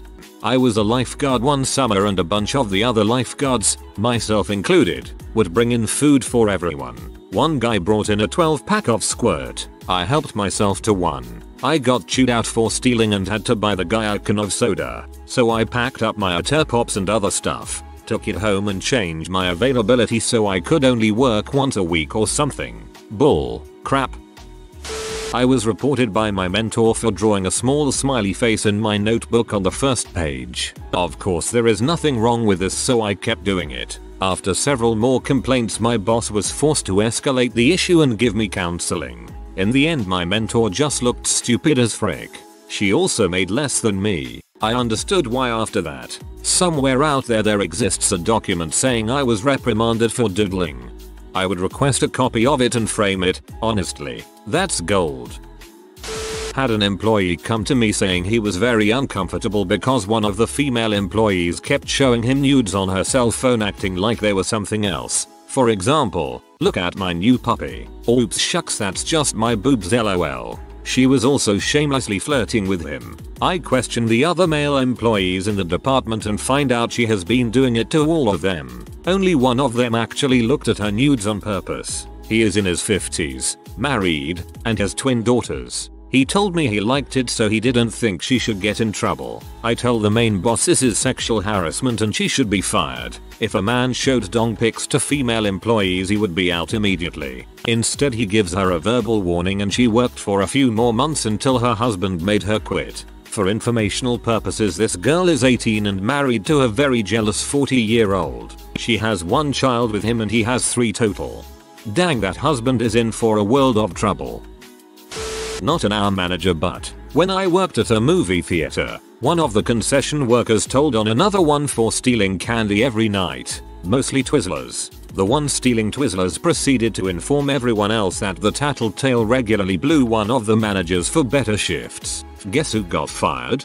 This isn't as obvious as you thought. You need to say who it was that got fired.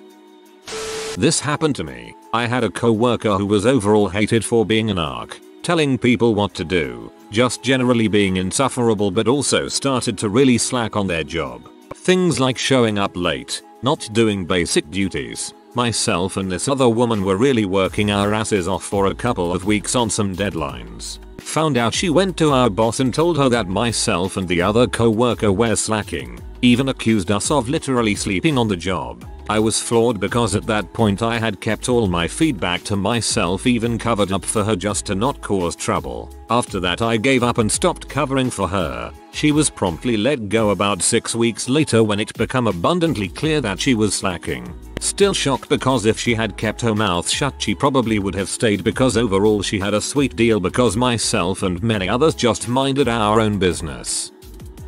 I'm not in HR, but I do know something that fits. I used to volunteer at a hospital and there was this one employee for transportation that was always late. 10-20 minutes all the time. She even had some people key in for her, which was a huge no-no, and if caught both employees are suspended or fired depending on the mood. She was always getting chewed by he, but they never caught her for the swiping thing, so she always had to stay longer to make up for time she wasn't on the clock. She started dating one of the maintenance guys. He was nice. Everyone loved him. She was a B but had a 9/10 body, and maintenance has to be on time. Suddenly she was always there 15 minutes before shift started. She even started chewing other people out, even the volunteers, to which I pointed out I could pee in a potted plant and they'd beg for the free employee to come back, so when I get here to give them free money don't matter. She got crazy high and mighty, started saying if I can do it so can you. One day I go in and half of the staff in my area are gone.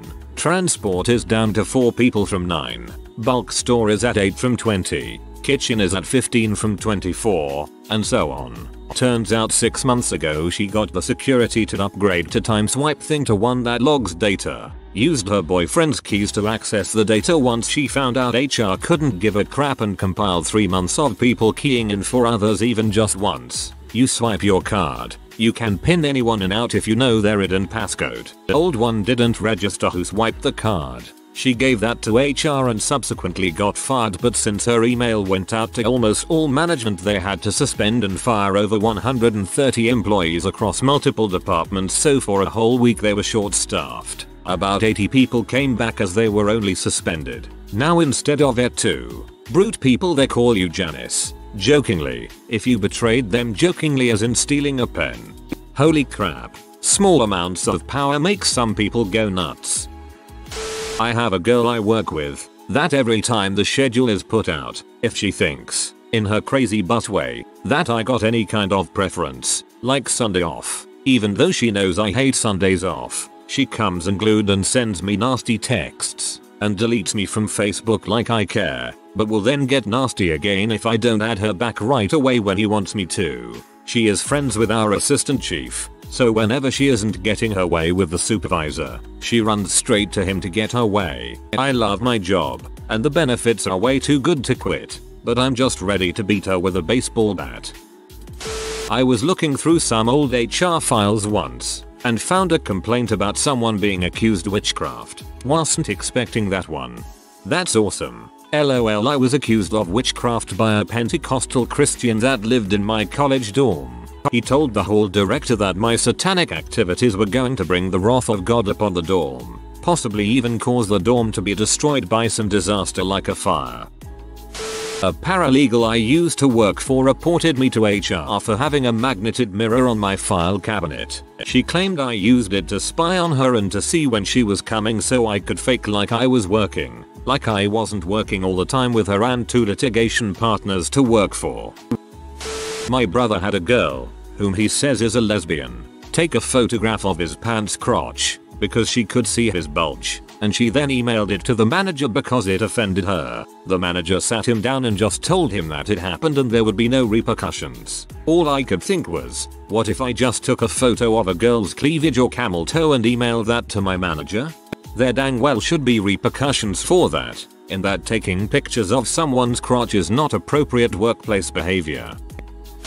Well, I used to be a manager of a package distribution facility. Because I wasn't a union worker, there were rules I had to follow, otherwise I'd be taking work away from employees. One of those rules was to not touch packages. A rule that I would have loved to have followed, but impossible for me to do so seeing as my job was very hands-on. Sometimes people loading trucks would fall behind and need help catching up before the trucks left. Sometimes I could find some employees to delegate to my area. But most of the time everyone is busy during the morning rush, which leaves me as the only option. This would happen almost daily. I was lucky to have workers who understood the situation and tight schedule I was in. However, when truck drivers started arriving, there was always this one dude who'd file grievances against me. He never confront me. He never helped the loaders. He would just wait for his shift to start. And if he saw me handing off a package to one of my workers, it was just a bonus to him. Super petty. Glad I'm not in that stressful backstabbing heckhole now.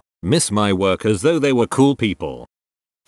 I once had a stupid B of a nurse on the night shift at one of my group homes. She was rude. She liked to throw her authority around the direct care staff, do petty crap to undermine the program, called out in excess of policy, and gave new staff a lecture on how the rules of the program don't matter, and on her shift her rules applied. We had new staff transfer out, multiple complaints verbally, but nobody was willing to put anything in writing, which left my hands tied. One day, finally, someone puts a complaint in writing about how she was screaming at staff in front of the residents, and litany of other complaints in line with what we knew she was doing, but could not prove. Later on that day, an anonymous abuse report was filed with the DPPC against the complainant, alleging they hit a resident 2 weeks prior. All parties involved knew the claim was highly dubious. Why wait 2 weeks to report abuse? The notes from that date don't indicate anything about circumstances of the claim. Client having behavior issue irritated staff leading to abuse. Yet client is noted as having great day behavior wise. A staff had just that day been reprimanded, and the claim is anonymous.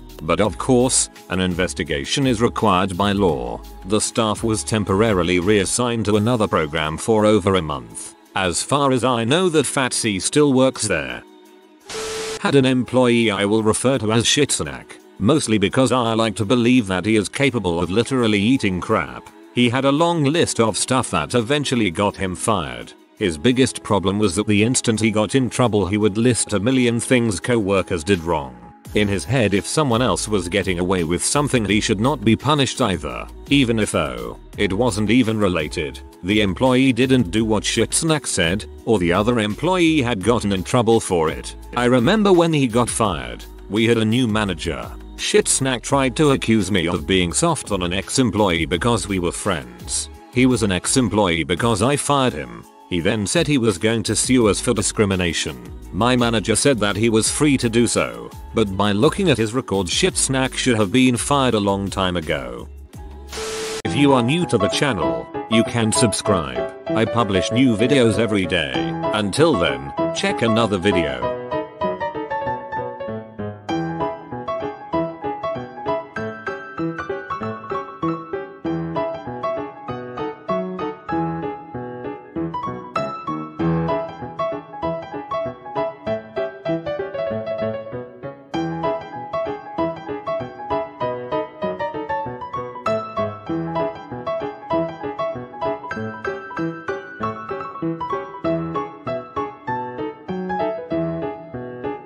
Bye for now.